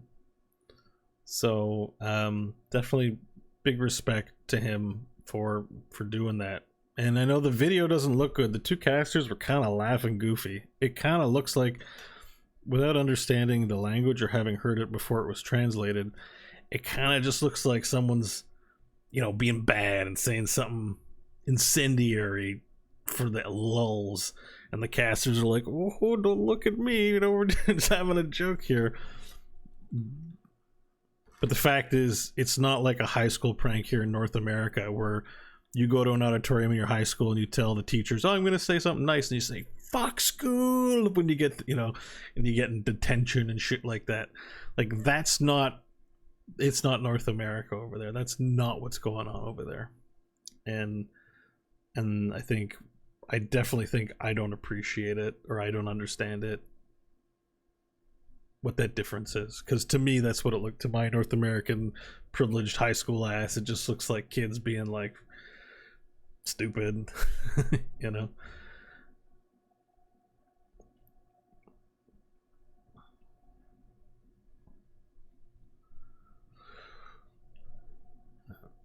And I think it's important to remember that there isn't a mysterious Mr. Blizzard hiding behind the scenes. This isn't a collection of people with different. This is a collection of people with different goals and ideals. Sure, there's no mustachioed villain going like. It's the fact that corporate and governmental institutions, the very danger of them is the fact that everyone's just doing their job. And I think that's when we get into some Noam Chomsky shit that is way above my education level at this point, because I don't read that stuff. But my very ignorant sense is, and mostly based on just personal experience and observation, so anecdotal, is that institutions are what cause the damage, while the humans in the institution, I was just doing my job. I'm a police officer. I shot that black man because I'm just doing everyone's just doing their job. And it's very frustrating because it's hard to pin accountability when a problem is systemic, because individuals will not take personal responsibility, and a government agency, a municipal agency, a corporation, although defined as an entity, is not a living, breathing, sentient thing that can be seen to have transgressed. And this is the problem with institutions. Everyone's just doing their job. Someone at some point may eventually get scapegoated and pay the price for it. And certainly we can look at Blizzard and say no one at Blizzard is going to be like, "I'm the mustachioed villain, it was all me." We like to paint Bobby Kotick with that. I'm getting a sense that we never really did it to Mike Morhaime, but we're kind of into, I mean, the Blizzard fan base, the gaming zeitgeist, I get the feeling, because of all the bad news, is kind of into doing the same to Jay Allen too at this point. And I don't know if that's deserved or not. I don't think so. He was handpicked by Mike, but that seems to be what's happening there. It's not, the institutions have a very difficult time accepting any personal responsibility when everyone was just doing their job. So you can't even look at Blizzard or Riot or any gaming company getting involved with China and say, "Yo, you know what we're gonna do? As an American-based company, we're gonna undermine democracy by getting into bed with China and selling our shit to the customers." They're just trying to make money. That's all it is. It's not my fault. Not my fault. We're just doing what needs to be done. So who is Blizzard? Who do you pin that on? How can you? In any company. You can blame the guy at the top, he gets scapegoated. Or some other person, they get scapegoated. Maybe. How many people saw jail time with all that housing crisis bullshit? We were just doing our job. We were working with the information that we had to the best of our ability. It was wrong. Sorry. Mistakes. People make mistakes. We contend with that too here in capitalism. But I think that's not exclusive to capitalism. Institutions exist outside of capitalism, and that same I was just doing X for my country, X, for whatever reason, is a defense I think everyone throws up. Tough times we live in. Tough times indeed. All right. Well, you know what? My wheels are spent, guys. That's, we got to save something for if I'm going to do another one of these. But 2 hours, 30 minutes is not too bad of a time to go through. I'd like to thank everyone who came in and stuck it out today for whatever this was, the Beau show. I kind of like the Beau show because it's punchy, even though I think it's kind of, at the same time, a little like, I don't know. There's not a lot of letters in it. It's very short on syllables. I tend to be overly verbose. It goes against my character.